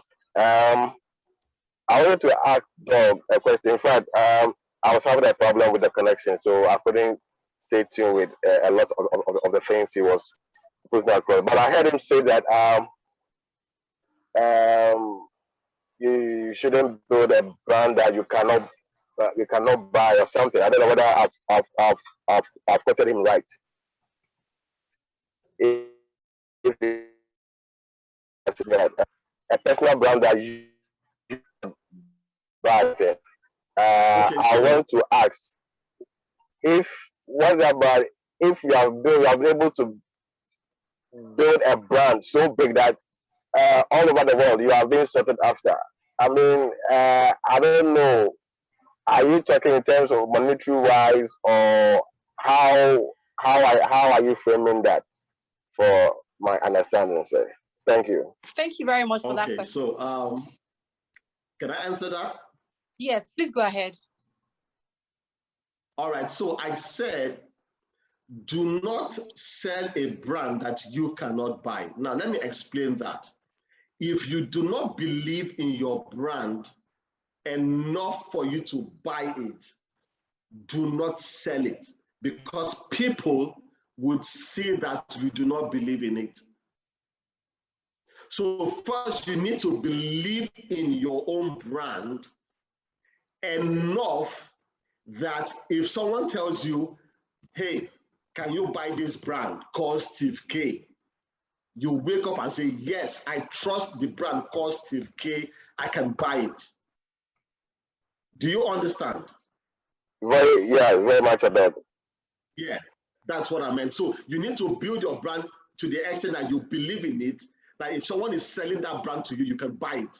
Then with that, at that point, you can eventually begin to sell the brand to people, because there will be so much conviction and so much trust in the brand that you're selling. Okay, I get it now. So it is more or less you believing in the brand that you are projecting out there. Yes, I get it now. You've got to believe in the brand that you're selling. Okay, sir. Thank you very much. Thank you very much. Thank you. We have another question from you in the chat box. This one says that I'd like to ask how you navigated from obscurity to this level of visibility. What sacrifices would you advise one to make, and what balances are required? Okay, great. Yeah, I can see the question. I like to ask how you navigated from obscurity to the level of visibility. Now, visibility is what it's very important. Now, let me give you an equation that will help you. So you can, everyone can write this down. So strength multiplied by visibility. Hold on, let me get that. I know I had to write that down, write down that equation to help me over the years. Hold on, I'll be with you in. Okay, so first, hear this. So first, hear this. Contact creates impact. So you need to write this down. Contact creates impact. Impact creates value, and then value creates income. All right? Now, over the years, I discovered that I needed to be seen. So I have strength, right? I have values. I do not add visibility to the strength and the values that I have. One will see people to be able to see skills that you have. So how do you show the skills you have? By doing something with the skill. So every time people ask you what you can do it for free. Because in so doing, people get to see the abilities that you have and begin to engage you to do those things. I did a couple of pro bonos. I've done a couple of pro bonos in my life. Not getting paid. I'll do trainings, not getting paid. I'll give you an instance. We approached the bank to do a training for them, and they said to us, "We don't know you. We've never heard of you." And I said, "Yes, I'm sure you've not heard of me, but give us a chance. We're not going to charge you for this session. We're going to do a 3-day training for your staff. We're not going to charge you. But if you love what we do after 3 days, you're going to pay us something." And the MD of the bank said, "Okay, no problem. Let's give it a try." And we went in there on a Wednesday. Did day 1, did day 2 Thursday, did day 3 Friday. At the end of day 3, the MD of the bank was screaming. It's like, "You guys blew it. This is great. So when can you come back to have another training with my people?" And then I said, "You've got to pay us." And he said, "Yes, give us a proposal." Now, if we did not take that shot to be seen and doing the pro bono, there is no way we would have been seen. So you need to always step out. Like the last 3 things I said: be seen, be visible, be heard, and be outstanding. You need to be seen. Go out, let people see you. Let people see what you can do. And then you need to sacrifice by doing pro bonos. Hey, in this part of the world, people don't want to do things for free. But hey, go to the western part of the world. People are ready to do things for free so that they can have the experience. So when they ask you, "Where have you done it before?" You say, "I've done it for this, I've done it for that, I've done it for these people." I'm like, "Oh, really? You've got experience." So always go out and then make sacrifices. It's not every time you want to charge money. The time for money will come, but get to do things for free, and then it will help you stand out. Thank you. Thank you for that. Like I said earlier, absolutely mind-blowing. That was a fantastic session. Thank you very much for your time and for honoring our invitation. We look forward to having you at other events, and we do hope that when we reach out to you, you would oblige us. I'll try. I'll try. I believe I will be free. It's a really busy period for me, but I needed to do this. Thank you, Cityscope, for having me. Thank you, everyone, for having me. It's a real privilege. So thank you very much. All right, then. Thank you. Just a couple of announcements before we have our final 2 speakers for today. But you would agree with me that today has been value-packed. So it's not just about us coming together to have a conversation or a discussion. It's also about the value that we have taken from this session today. I mean, I have lots to implement after today's conference. Amazing. A couple of announcements. Organized for this conference, the 2022 Business Professionals and Entrepreneurs Conference, the 6th edition. Our organizers Africa have a magazine, and if you'd love to download the magazine, please, we would like you to visit www.cityscopeafrica.com. So that is cityscopeafrica.together.com. You can also send if you'd like to advertise to magazine@cityscopeafrica.com. It's the Cityscope Africa magazine is a corporate people, Afro-tourism, and lifestyle publication of Cityscope Africa. It is inspired, educative, and it is futuristic. So you can, if you take a look at the screen right now, you can see that on your screen. So would love for you to go ahead and download a copy by visiting that particular link. I'd also like to share two very educative books to support the conversations that we're having here today. The first one is Plus Series, which is a platform dedicated to adding value to you, and would like to encourage you we'd like to let you know that through this book, it will help you realize the need to be valuable. If there is one thing that all our speakers have said here today is about value, either the value and what you exude as an employer and attracting talent, or through your personal brand and executive presence. So this book, The Value Memo, is a compilation of some of the best write-ups from the Cityscope Africa team, and you can download and be motivated. So please go ahead. The link would also be shared right now in the chat box. Please ensure that you download this book. And you can also follow the pages dedicated to this particular resource Plus Series on all social media platforms. Now, the second resource I'd like to share with you is called the 360-Degree Career, and this was written by our first speaker, Faith Akintunde. From the value that she shared, the amazing, incredible knowledge that she shared with us, you can tell that she knows her onions. And by purchasing this book, what are the things that you would learn? You will learn how to prepare for and get the right job opportunities, how to ace interviews, strategies to cope in difficult work environments, skills to manage your boss effectively. And if you're an employer of labor, you can buy this for your employees as well, and how to stay motivated. So you can definitely buy it for yourself. You can buy it for people that are around you. Ensure that you visit the link, which would also be shared in the chat box.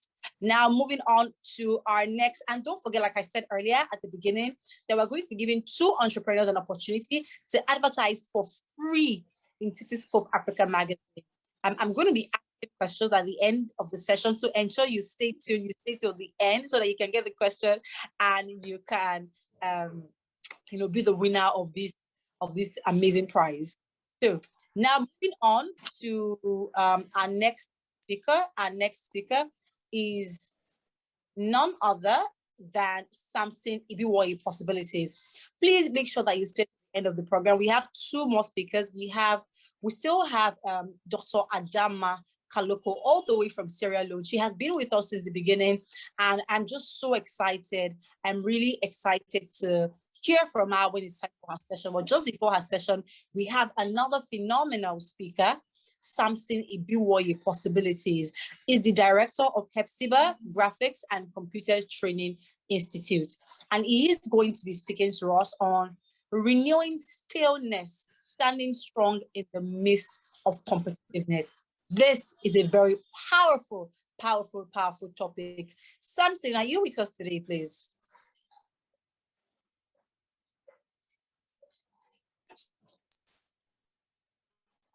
Hello. Hello, good afternoon. All right, then. Hi. Thank you very much for joining us. It's such an honor to have you here. It's good to be here. I don't know, can you hear me? Yes, I can.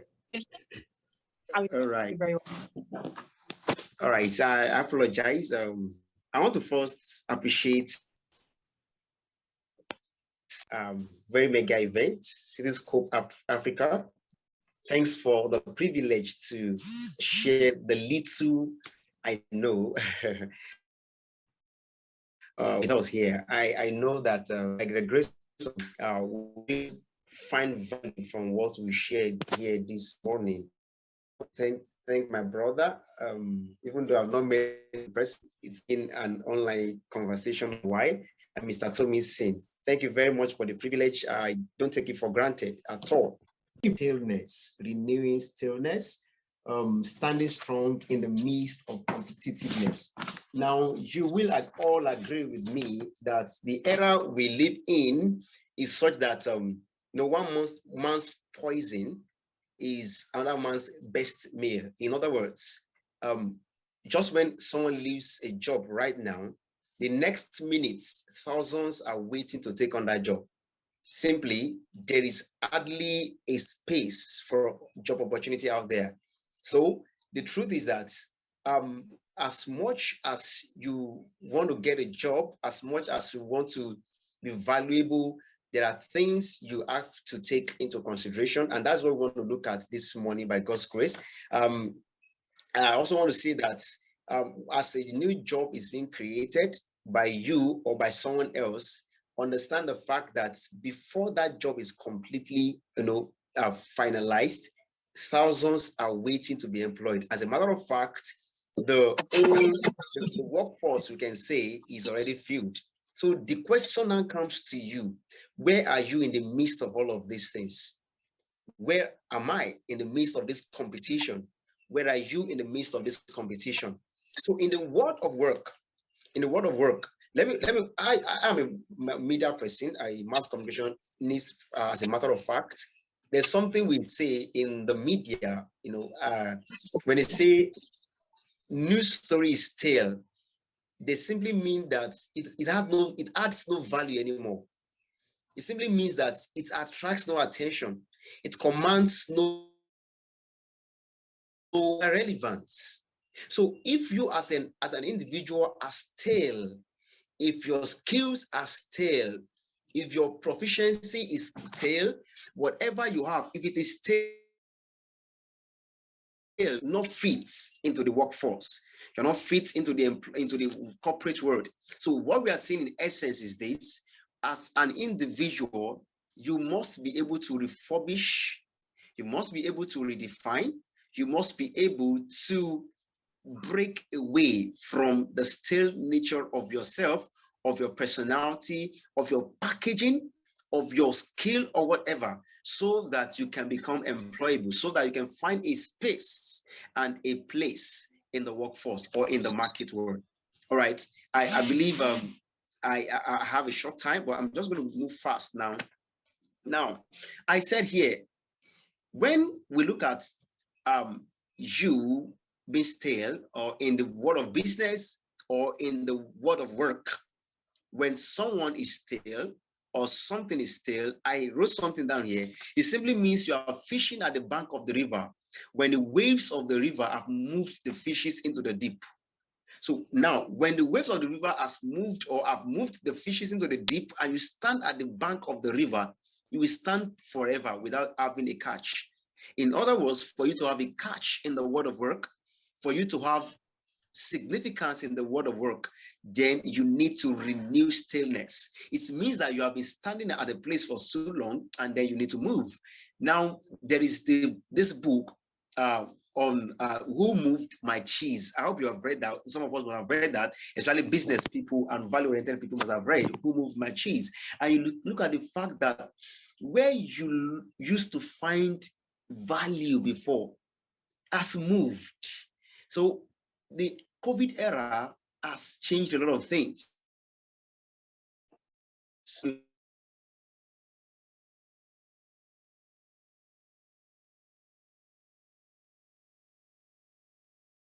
Before you used to, am I fine? Am I okay? Why? Because trends, realities of life has changed things, or have changed things. The way things are done, that's changed the way businesses are done, that's changed the way people apply for jobs, that's changed the way people long for jobs, that's changed the way people are recruited into the corporate world. So the question now is, are you still looking in the place where your cheese were before? Or has it been moved and you are looking further to finding it? All right, so I'm going to share two things with us, three things as a matter of fact, but then I'll ask some questions which are very relevant to what I'm going to talk about today. Before we go ahead, there are these 3 questions to ask. Where are you? The first one is, where are you? Where are you? Where are you? Then the next one is going back the space of 2 years. Going back the space of 2 years. Has anything changed about you? Has anything changed? This is a very sensitive question. The last year, precisely 2020, marked the time of turnaround for businesses, a time of turnaround for individuals. Why some collapsed, why some lost their stand, others gained ground. 2 things happened there. 2 things happened there. Some other persons lost relevance because of where they were. Others understood where they were and moved to where the world is at the moment. So the question is, are you still where you are? Have you moved? So going back the space of 2 years, has anything changed about your life? Has anything changed about your orientation? Has anything changed about your approach to life? Has anything changed about your attitude as a person? Has anything changed about your skill sets? Or do you still want to maximize, or do you just want to swim in the place where you have been? Do you want to swim with the prowess with which you swam 2 years ago? Now, the next question is this. Can you say you are employable? Can you say you're employable? Now, God is a merciful God. Yes, God wants to have mercy on us. But the truth is that there are certain principles God follows. God is a God of principles. He will ask you, are you yourself employable? So will others ask you, are you employable? The next question is, if you are to employ someone like you in an organization, someone like you, the way you are at the moment, if you are to employ someone like just the way you are at the moment, will the person be qualified enough for that job? Put yourself as an employer and at the same time as an employee. You come to yourself for a job. Now, would you give yourself that job? Would you be qualified enough for that job as you are now? Then the last question is this. I'm going to talk about this at the end. What is in your hand? That's a very sensitive question. I want us to pay attention to. What is in your hand? What is in your hand? As an individual, what is in your hand? As an employer, what is in your hand? As a job seeker, what is in your hand? As a business person, what's in your hand? As an entrepreneur, what is in your hand? So we go on. What are the steps to take if you must renew stillness? If you must shift, if you must experience a paradigm shift, if you must experience a shift in your stand, in your positioning, and as an individual, one of the things you must do is reskilling. Okay, reskilling. Now, what we are saying here, I say, if you're a job seeker and you haven't put through with your highly celebrated skill, friend, there is this skill you have. For instance, you celebrated so much. Perhaps last year, it was what many people were after. But now, you need to reskill. That is long gone. That was how I asked that question 2 years back. Just go back the space of 2 years. Where are you? What has changed about you? You must understand that a lot of things has changed about the world of work. A lot of things has changed about how people do businesses. A lot of things has changed about how people are employed to corporate world. So the question now is, you need to reskill. The skill you had 2 years ago, which made waves for you, may not be sufficient. You might be a first-class graduate with highly celebrated qualification, but the question now is this. That year that you graduated, what was in vogue has changed.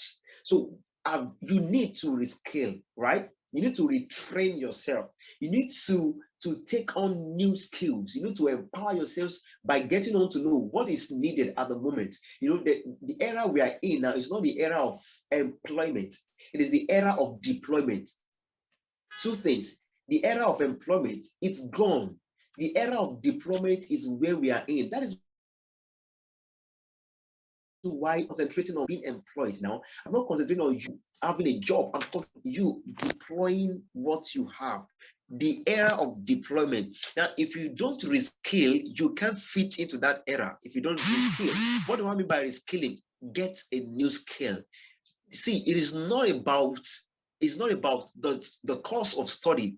It's not about your profession. It's about what value is sought after. That is what is invoked. What value do people look for in the world today around you? What is the problem you need to solve? What challenges are people facing that need to be solved? That is what you need to look at. Then you reskill in that area. Reskilling in the sense that you get a new job and get a new skill, train on a new aspect of life. For instance, this is the ICT world. This is the era of technology. Now we are all apart across the world, across the nation, and we are all converged. We've all converged here on this platform to talk about different things now. Now the question is, the world of work has changed. So what skill is needed now? Reskill, get that skill now. As much as it is needed, get the skill so that you can become valuable. When I joined, I heard the last speaker talking about value. I was talking about value. The truth is that you can't be significant without having a value to add. If there is no value you can add to the world of work, to people around you, you are as good as insignificant as not existing. So if you must be recognized, if you must be employable, if you must be fit for any job at all, you must learn on this, you must take on new skills. You must take on new skills, all right? So in this case, we are talking about skills that will sell you, not just any skill, skills that will sell you. You want to learn shoemaking, fine. What the truth is that can that shoemaking sell you? Now, or is there a new skill you want to introduce to shoemaking that can sell you? Fine, that's beautiful. That's a beautiful one. You can do that. Get a new skill. That's the basic. That's basic. Now, I'm going to tell you a first-class graduate who graduated 2011 to be precise. He graduated with the first class, the only first-class graduate in his class, and after many years. Now, he went on to different organizations with that certificate of first class. You know, it was an honor to him. In fact, the school celebrated him and all that. So he went to another state with that same certificate of first class. And then at the places he went to, they were like, no, we can't take you. Do you have this skill? No. Can you do this? No, he couldn't. Then he began to look at himself. Is this now worthless? Of course it was. His certificate was worthless because the skills needed at that time, he didn't possess them until he reskilled. And he went back to some of those organizations. They didn't look at his certificate. They didn't look at his credentials. They asked the question, can you do this? This is what we are after. Can you do it? And he said, yes, I can. And I even add more today. And they said, wow, if that be the case, then let's see your credentials. And so after that, they looked at his credentials and he got the job. He got a job. While working on that job, he got more ideas to start up his own business. Now, if he hadn't rather reskilled, he would remain at the level of carrying paper about. That is not the level we are in. We are at the level of deployment. So they will ask you the question, what can you give? So it's not, I've said it's not a time to say, what do I want to give? What do I want? This is not the course I studied. It's about talking about what value can I add at the moment. So if you look at it, if it's a tech ICT knowledge skill you want to get, why not get it?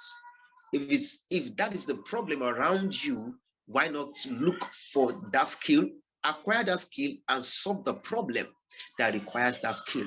All right, the second one I will talk about is upskilling. Then I'll move to redefining. The next one is upskilling. I'll tell a story. A young lady over the that is during the period of COVID, the lockdown, that was 2020. Of course, I'm in Delta State, and I'd known her in Lagos State. So she applied for a job. Shortly after we got talking, she met him and said, I want to learn graphic design, you know, and because that was one of the things I do. I said, that's fine. What do you have? What aspect of it would you want? So she told me, and then within the space of 2 weeks, I put her through on that. She gained the skill, she got the skill, and then I got some jobs. I referred them to her. She did them well. I did corrections, and that was all. Then early this year, late last year, she applied for a job.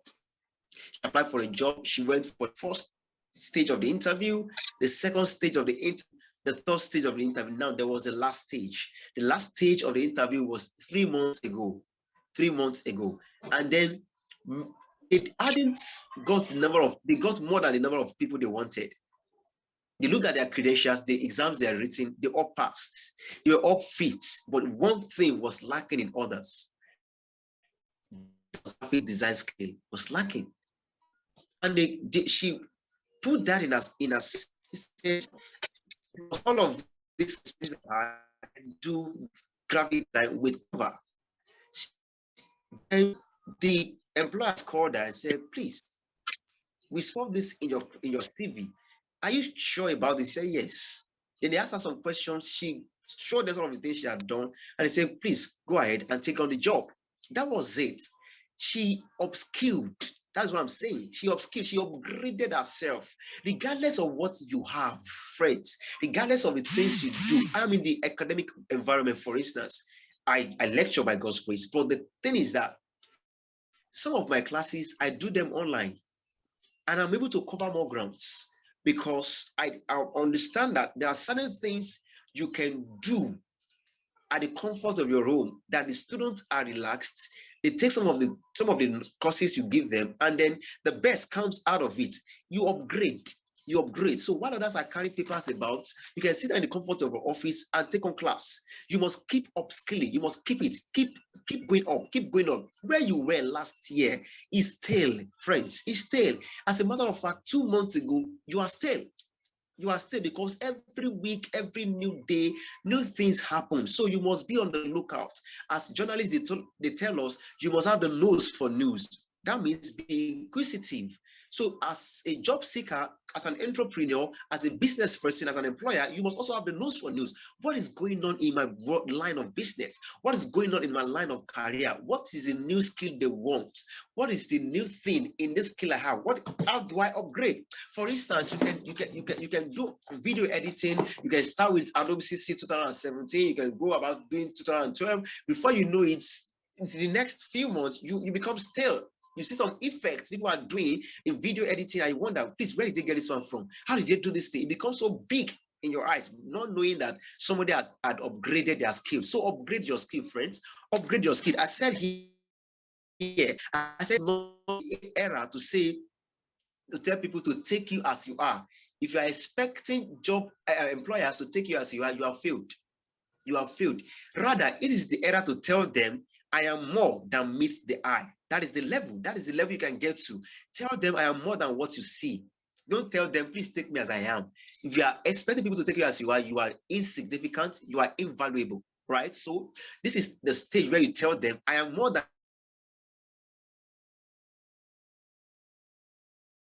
So let them know that there is more to you. That is the stage you are in. So it means that you obtain new skills.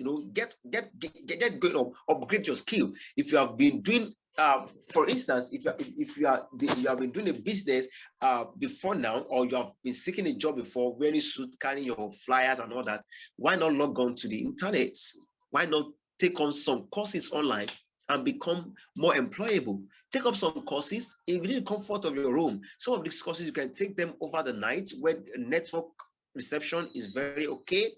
You can have enough time to yourself. There's no distraction. You have time. You study in the space of a month or less than. You get a new skill. You get new job opportunities, and then you keep going. So upgrade. This is the time to upgrade. This is the best time to tell the people. The truth is that the cheese have been moved. So upgrade yourself. Upgrade yourself, friends.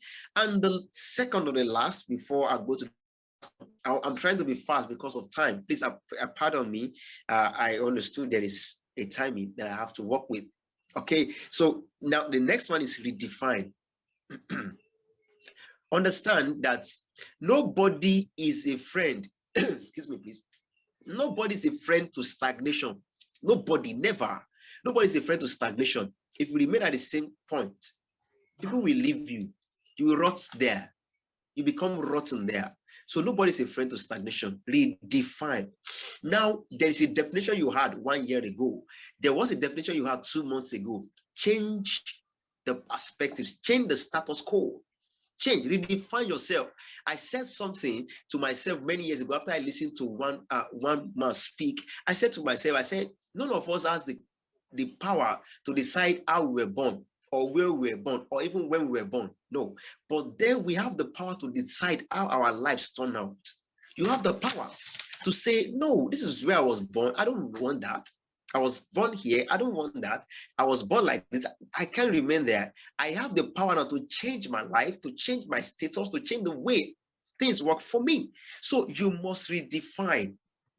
You must, I need to talk about it before I go to the last one, which will be the peak of it all. You must redefine. You must redefine. Now, the thing is here is that your background is not enough, of course, to put your back to the ground. Don't always remember that. It's not enough to put your back to the ground. The more you keep emphasizing on your background, you will remain on the back. Your back will remain on the ground. The more you keep emphasizing, this is where I grew up from. I know of an individual who grew up with nothing. He had nothing. He had nothing. But today, he's a celebrated business entrepreneur. He's a business person, a celebrated entrepreneur. But the question now is, are you set to redefine yourself, to give yourself a new meaning? Give yourself a new look. Give yourself a new approach. Give yourself a new value. Wear yourself a look that anyone who sees you has a respect for you, wants to be like you, wants to have a taste of what you've got with you. So redefine, redefine, redefine. Are you still in the era of 1 + 1 = 2? If you're still in the era of 1 + 1 = 2, you might have failed. Because today, friends, 1 + 1 can be more than 2, can be anything, can be just be anything. 1 + 1 can be 10, 1 + 1 can be 11, 1 + 1 can be 4, can be anything today. Why? Because of the proficiency, because of the realities of the times that we are in. A lot of things have changed. So you must be able to fit in, redefine yourself so that you can fit into the world of work, so I can fit into the lines of business, to the lines of career that you have chosen, right? I have one more thing to say. You know, the COVID-19 pandemic has placed a demand on our creativity for more and more room. That's created also more room. So while others are losing opportunities, others are grabbing and creating one. So you should be able to create opportunities by redefining yourself, by changing your status quo. So the question, the choice, of course, is yours. I don't know if I'm making sense, please. If I'm communicating to you, please just kindly get back to me. Thank you very much. Now, the last one I want to talk about is a question. What is in your hands? What is in your hands? What is in your hands? Now, thank you very much, sir. Let's get back to the Bible. Please permit me. God asked Moses. Moses was like, God, I stammer. I have a slow tongue. I don't have the confidence. I have the place you are sending me to, Egypt, where I killed someone and ran away. I can't do that. So he had all manner of excuses, never to answer the call. But then God asked him a question: what is in your hand? He was very smart enough to say a rod. It was a rod. What is in your hand? It was a rod. Now the question is, do you have anything in your hand? What is in your hand? You have a value that you need to upgrade. See, we can't talk about upskilling. We can't talk about upskilling. We can't talk about redefining if you don't know what is in your hand. We can't talk about that. The question is that, what skill have you got? What value can you add? Do you have any? Never say no. You see, I was talking with a group of people 3 days ago, and I said to them, never say no. Never say no. They were asking me, what do you mean never say no? I asked a question. Somebody may come to you and say, can you do this business? If you are not careless, if you are careless, you will tell them I can't. You will tell them I can. Not forgetting the fact that the world we are in is the world of networking. That is why I said 1 + 1 can be anything in this present times. So you don't say no. You can say, okay, yeah, give me some time. I can do this. Just let me get back to you. Then you look through your contacts. Who do you have in your contact that can do what the person has asked for? Get the person, get the quotation from him, and then strike a deal with the person who can do it. and then you become a middleman, and then get back to the person who has spoken with you. Before you know it, you get on to doing that business, it starts. Somebody is saying, I don't have capital. Capital is not basically finance, friends. It's not just money. Capital is not just capital. Do you take time to look at human capital? Do you take time to look at social capital? It's not about money now. It's not about finances. We're not talking about finances. Nobody's talking about finances as the first thing. The first thing you look at is, do you have human capital? Do you have social capital? That is, are there people you can bank on? Are there people you can leverage on? That is the first thing. You can start up a job without having the money. Somebody, we had a business session sometimes in March 6, and then before we started, a group of ladies walked up to me and said, sir, you are talking about business. You should start business, you should do business. Can I start a business without having money? And I said, yeah, why not? Okay. Giving them instances, a young man came, met my mentor, Femi Chada Nigeria precisely. He met him and said, sir, this is lockdown. I have so much money in my account. I don't know the business to do. I don't have any business idea. I don't have any business to start with. Then he said to him, do you have a WhatsApp enabled for me? Say, yes, sir. Okay. Do you have anybody that can do anything at all as a business? He said, yes, I have lots of them. Say, okay, now put to your status and say, what do you need? I can give you just anything. Now, with not the money, he didn't start with money. Now, he put that on his status. He kept updating his status, and somebody, a friend of his father,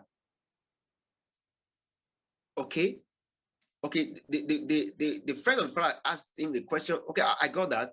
Asked the question, can you do this? And he said yes. Then tell me what it costs. That's how I started. So we are looking at the fact that it is not about money. Do you have resources around you? What about human resources? What about social capital? So what is in your hand? What do you have that anybody can help you upgrade, that you yourself can upgrade to make you valuable in the world of work? All right, so I'm going to round off now. I'm already been cautioned. Thank you very much. I think I'm done with what I have here. Thanks for your time. I hope that I've been able to add value. Thank you so much. Sorry I took so much time. I was not conscious about that. Thank you so much. God bless you. All right, then. Thank you very much for that. Do we have any questions for Samson? Please drop your questions and we'll be able to share that with him. Please, Samson, if you don't mind, you could share the link on Facebook or your LinkedIn page in the chat box as well, so that our audience can connect with you and possibly even reach you after today's conference. At this time, we need to quickly take our final speaker for the day. Our final speaker has been here since, and she's all the way from Sierra Leone.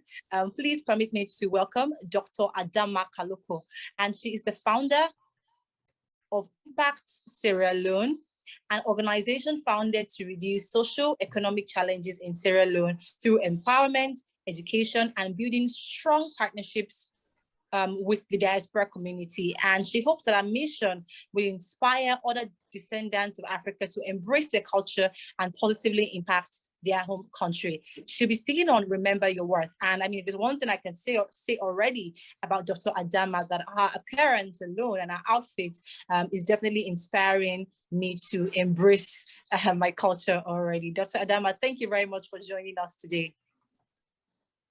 Thank you so much. Can everyone hear me? Yes, we can hear you. Okay, I am so excited, so empowered.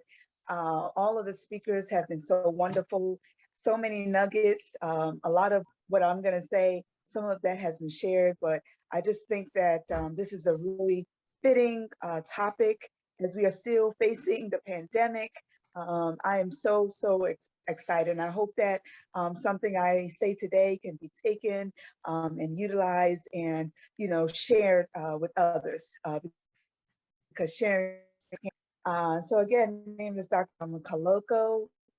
Just a bit about myself. Again, I am a descendant of Sierra Leone, West Africa.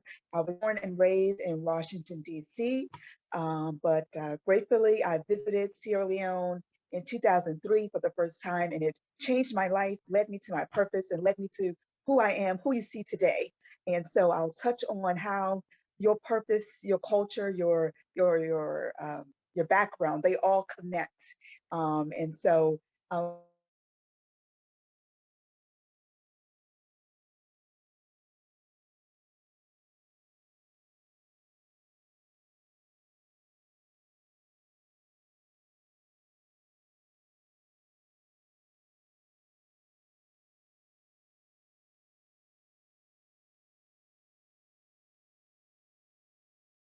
want to start off with a quote, and I'm going to read it.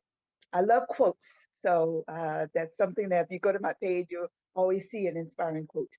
Life is too short to waste any amount of time on wondering what other people think about you.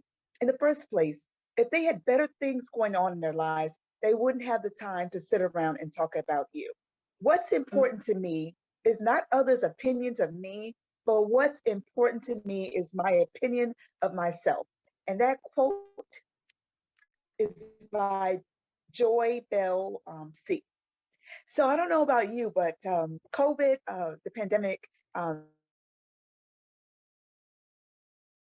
the way that I think. I've always been a positive person, but my positivity was challenged.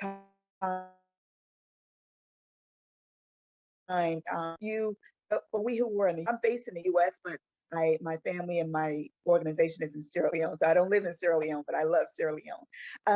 COVID really taught us a lot to endure and persevere through challenges without going. One of the things that a lot of us experience, including myself, was mentally a mental challenge. Just, when you see things on your left and your right going bad, it's hard to think. Mindset is everything. Your thoughts, your thinking really dictates what you do, how you do things, how you interact with people. If you are someone who always knows that things will not work out, guess what? Things will not work out. You have to have that vision in your mind that you are going to make it through the situation. For some of us, it's through prayer. For some of us, it's through, talking to others, getting counseling. What I always realize is that it's got to be that, as Malcolm X said, by any means necessary. Keep your mind fresh, keep your mind thinking that, always thinking about the next step ahead. And so I wanted to just really make sure that I put out there that mental health is a key component in knowing your worth and knowing who you are. A lot of us grew up in different situations. Some of us in households with two parents, with one parent, some of us orphaned, some of us in really sad situations. But one of the most compelling stories that I find are those people who overcome and become greater than their past, greater than their story. And so I wanted to just kind of mention that no matter what you have gone through, no matter what your story started out, you have the ability to change those chapters and change that story. So mindset is absolutely everything. I want to start and ask a few questions. Do you realize how powerful you are? Do you perceive yourself in a powerful way? How do you perceive yourself? What do you see when you look in the mirror? Do you see the good in others? Because not only is there power in seeing good in you, but being able to see good in others, now that is what you call growth, because it allows people to see that you see in a positive way, in a positive lens. Positivity is a superpower. It's not just a word, it's not just a thing. It is a superpower. And for many of us, positivity was survival during the COVID era. If you looked on the news, you had 30,000 dying one day, then 35,000 dying another day. You literally had to, for me, I turned off the news for some time. And I decided, every day through prayer, but I'm going to say something positive.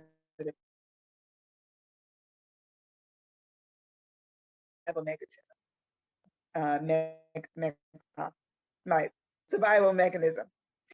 Everyone has spoken about value, but knowing your value, knowing that you have and bring to the table is a value is key. It's a mindset thing, knowing that no matter what, you bring great things, greatness, great value to the table. And always remember, not just standing up behind the scene, but sitting at the table, having a voice. That is the key. I'll talk a little bit about how we use our insecurities for our good and not for our bad in a little bit. But insecurities really can make or break you in an industry as a professional, in being at the table and not just being in behind the scenes. So I always look at my life as a book. I don't know about you, but I always try to have these reflections. It's always good to have reflections. So if you were a book, ask yourself a question. If you were a book, would you be a bestseller? Or would you be a book that you pick up and put down? Oh my goodness. For me, I want to be a bestseller. I want every chapter of my life to count for something. I want someone to pick up my book and leave a better person. We've talked about using each day to be better than the last. I don't like when people say, I already know this is going to be a bad day. Well, you've already started that. Start each day on a good foot, and that's how I look at my life. I look at things that I've gone to be my best year. And then the next year that follows, this year to be my best. That's how mindset. My book that I want people to read, I want it to be the best book ever. So think about that as you think about all the things that we're going through and know so that you can grow. That is just part of life, And so I wanted to ask, how many of you have ever stood in the mirror and looked at yourself and gave yourself your own pep talk? Like just literally looked in the mirror. I do it all the time. I never liked to do it because when I was growing up, I was very insecure. But one of the things that I embrace now, I embrace my flaws, but also the good things about myself. And I always do these mirror checks, standing in the mirror and just saying, you have greatness inside of you. Self-talk, positive talk, these affirmations, they really bring value to yourself. Because if you're a strong person, a strong mindset person, and an individual, how you present yourself, if you start out in that manner, there's no way no one can feel that presence because you know who you know that you are a person of value. So if you have not done it in a while, take some time today, go into the mirror, look at yourself. I mean, really look at yourself and just say, I am so proud of you and what you have gone through, what you have endured, what you have persevered from, and who you are and who you're going to become. I want everyone to do that exercise after this sometime today, and it will really, really change your life. And try to do these reflections on a routine basis. Okay. And my next topic is your character and attitude will make or break you. Attitude is everything. I say this to people who are at the lowest end of the pole.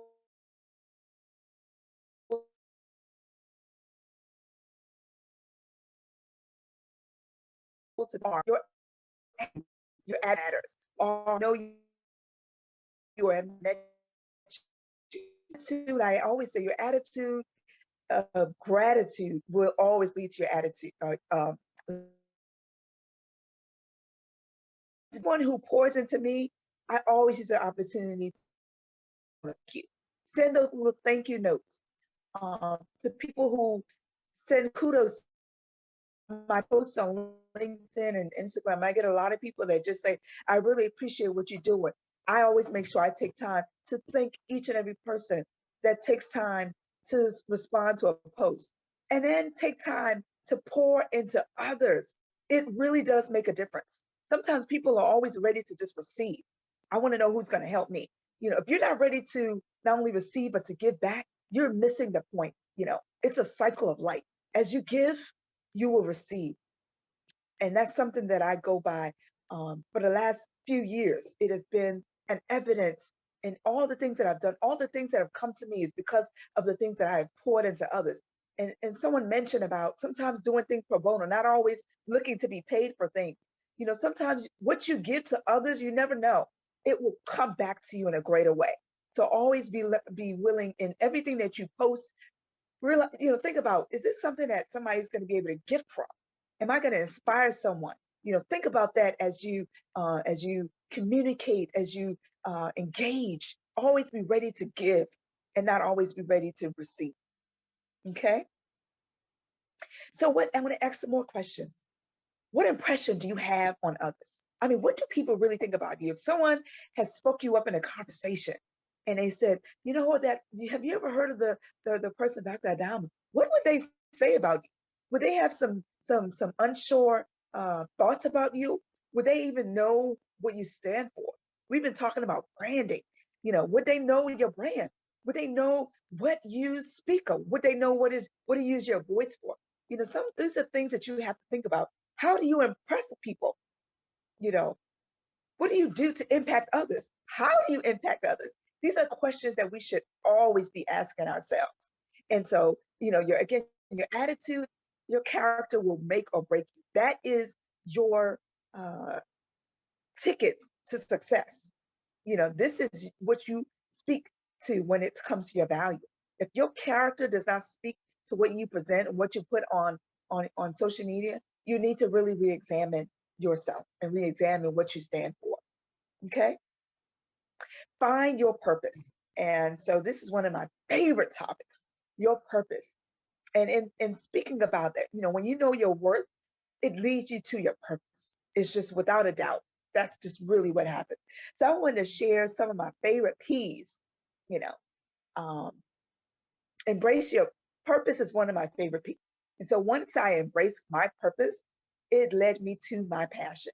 So four of my favorite P's are purpose, passion, potential, and planning. So once I embraced my purpose, and I'll get into my purpose right after this. Once I embraced my purpose, I found my passion. And it was like an eye-opening experience, meaning that everything that I did aligned with my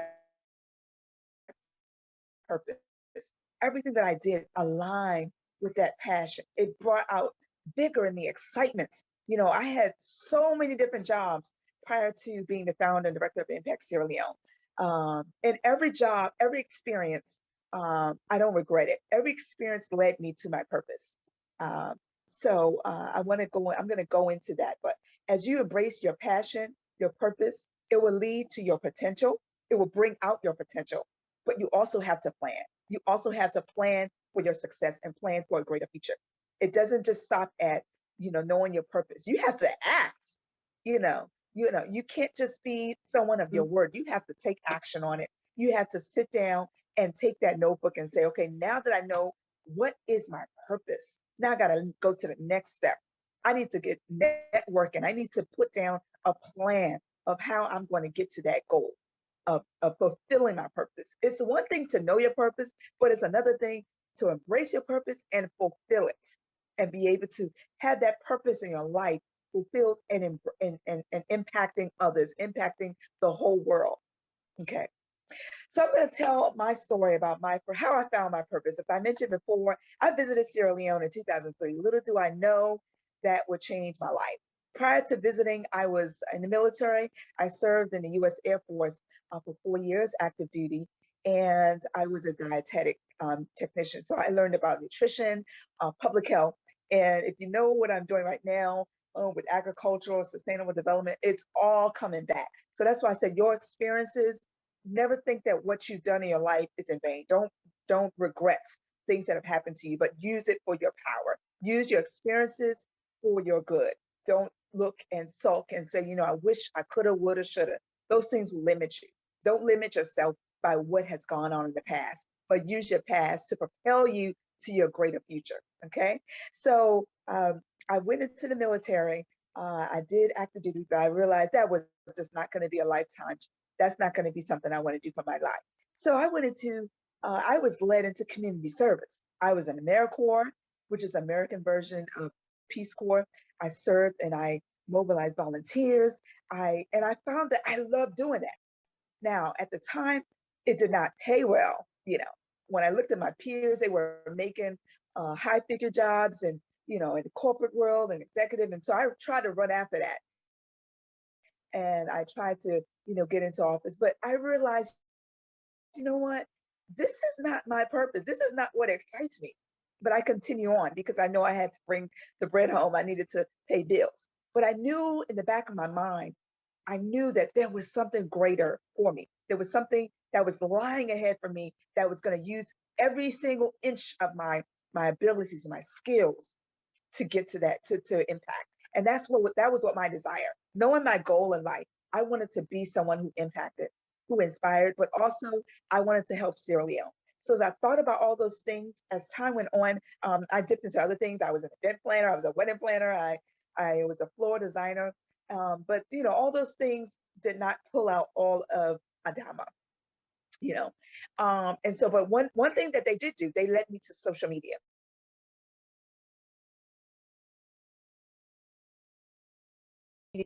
As time went on, that was my space, Facebook and Instagram. I was never on LinkedIn, but I didn't realize how much power LinkedIn had in terms of networking. So, long story short is that over the years, I was propelled to join groups because, again, I found out that I love Sierra Leone and I wanted to help Sierra Leone.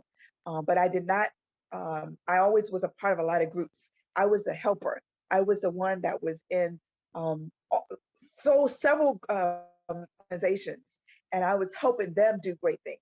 But I did not want to step out in a leadership. So people, a lot of people that knew me, mentors that I didn't even realize they were mentors. So they said, I see something in you. You should think about leading your own organization.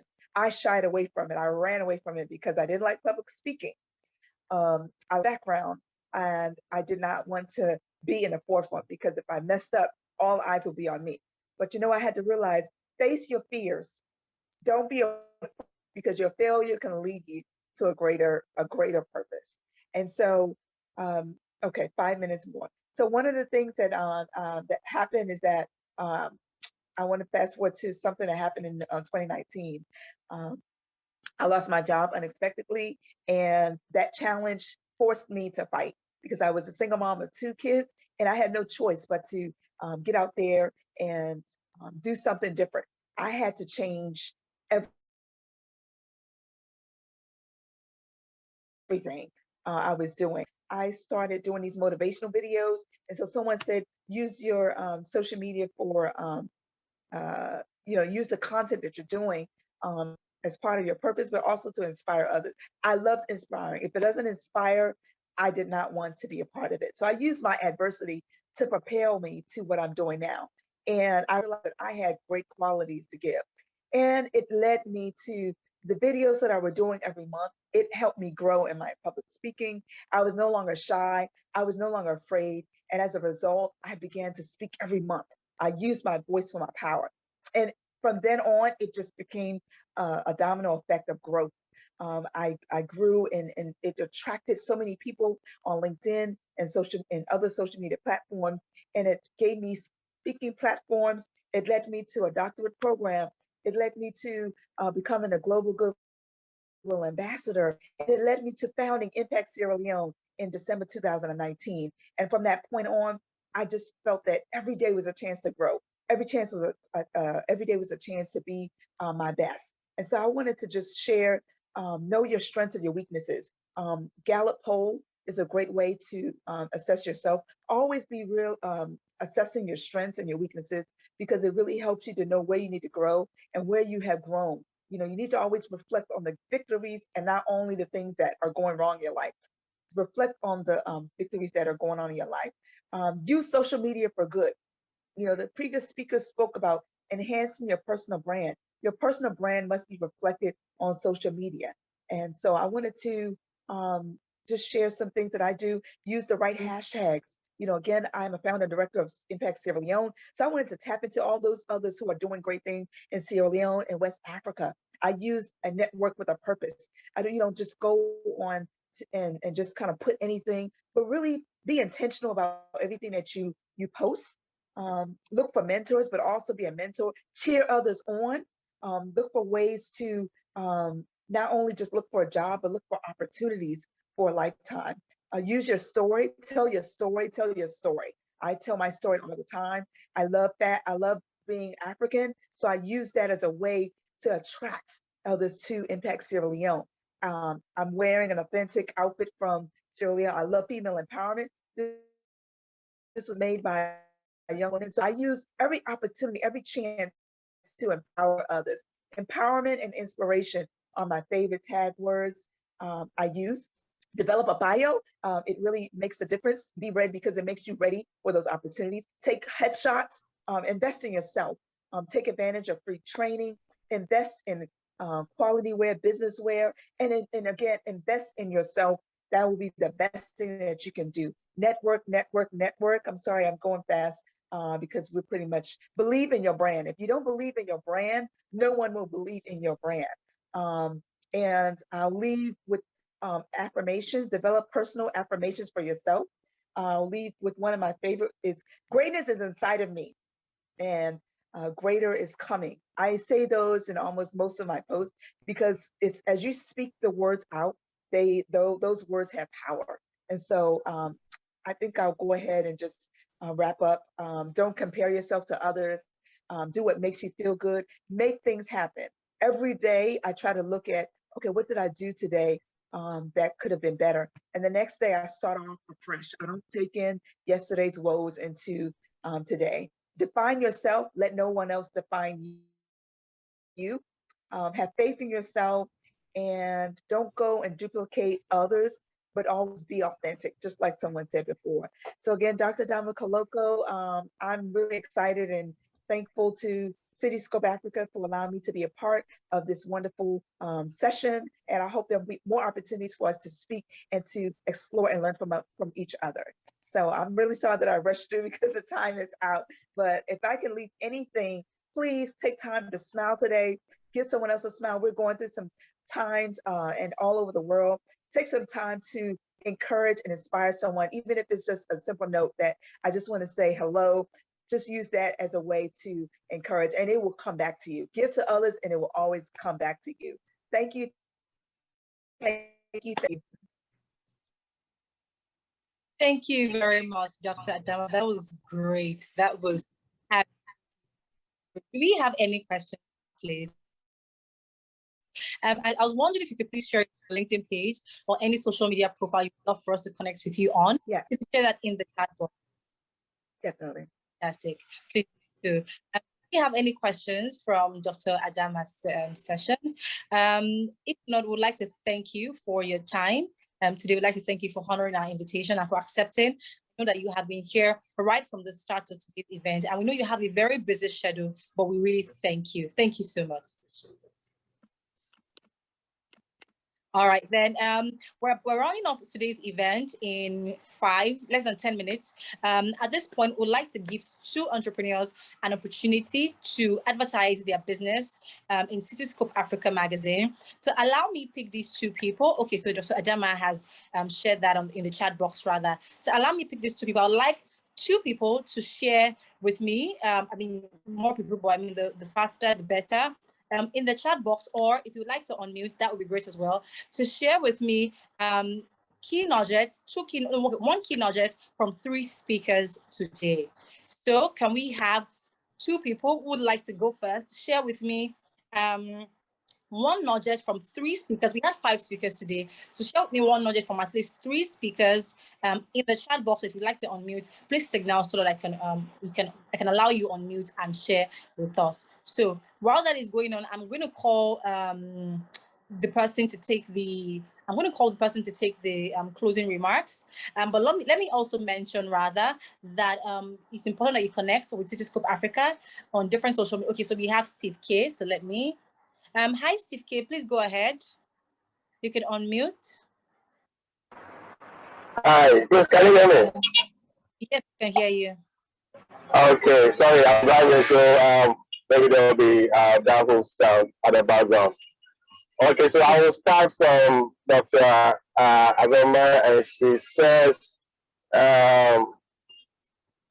embrace your purpose and fulfill it. You don't just have to just have a purpose, but embrace your purpose and fulfill it.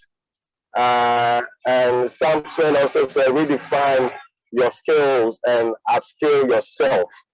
He has a question that what is in your hands? identify what you have and focus on it and build it up. And he says, never say no. Never say no. Then Dr. Eno Priests also says that without a personal brand, you are just a commodity in the market. Without a personal brand, you are just a commodity in the market. He says that contact creates impact. So look within your list and make sure that you are connected to people that you can learn from them, and as well impact your generations with whatever that you have learned. Thank you. Thank you. I mean, Steve K really took notes. So congratulations. You are the first winner of the free advert placement in Cityscope Africa magazine. The organizers will reach out to you. Please drop, I think, do a direct message in the chat box to Cityscope Africa Academy, the account called Cityscope Africa Academy. Just please send your name and your phone number right there so that the team can reach out to you. Do we have another person? I saw someone earlier who was trying to share. Do we have any other person who would like to share with us? I mean, one key nugget you learned from 3 speakers today. We had 5 speakers in total, so that is very, very fair from, you know, to say that you can actually share with us. Yeah. And on that note, we have come to the end of the African Business Professionals and Entrepreneurs Conference, the 6th edition.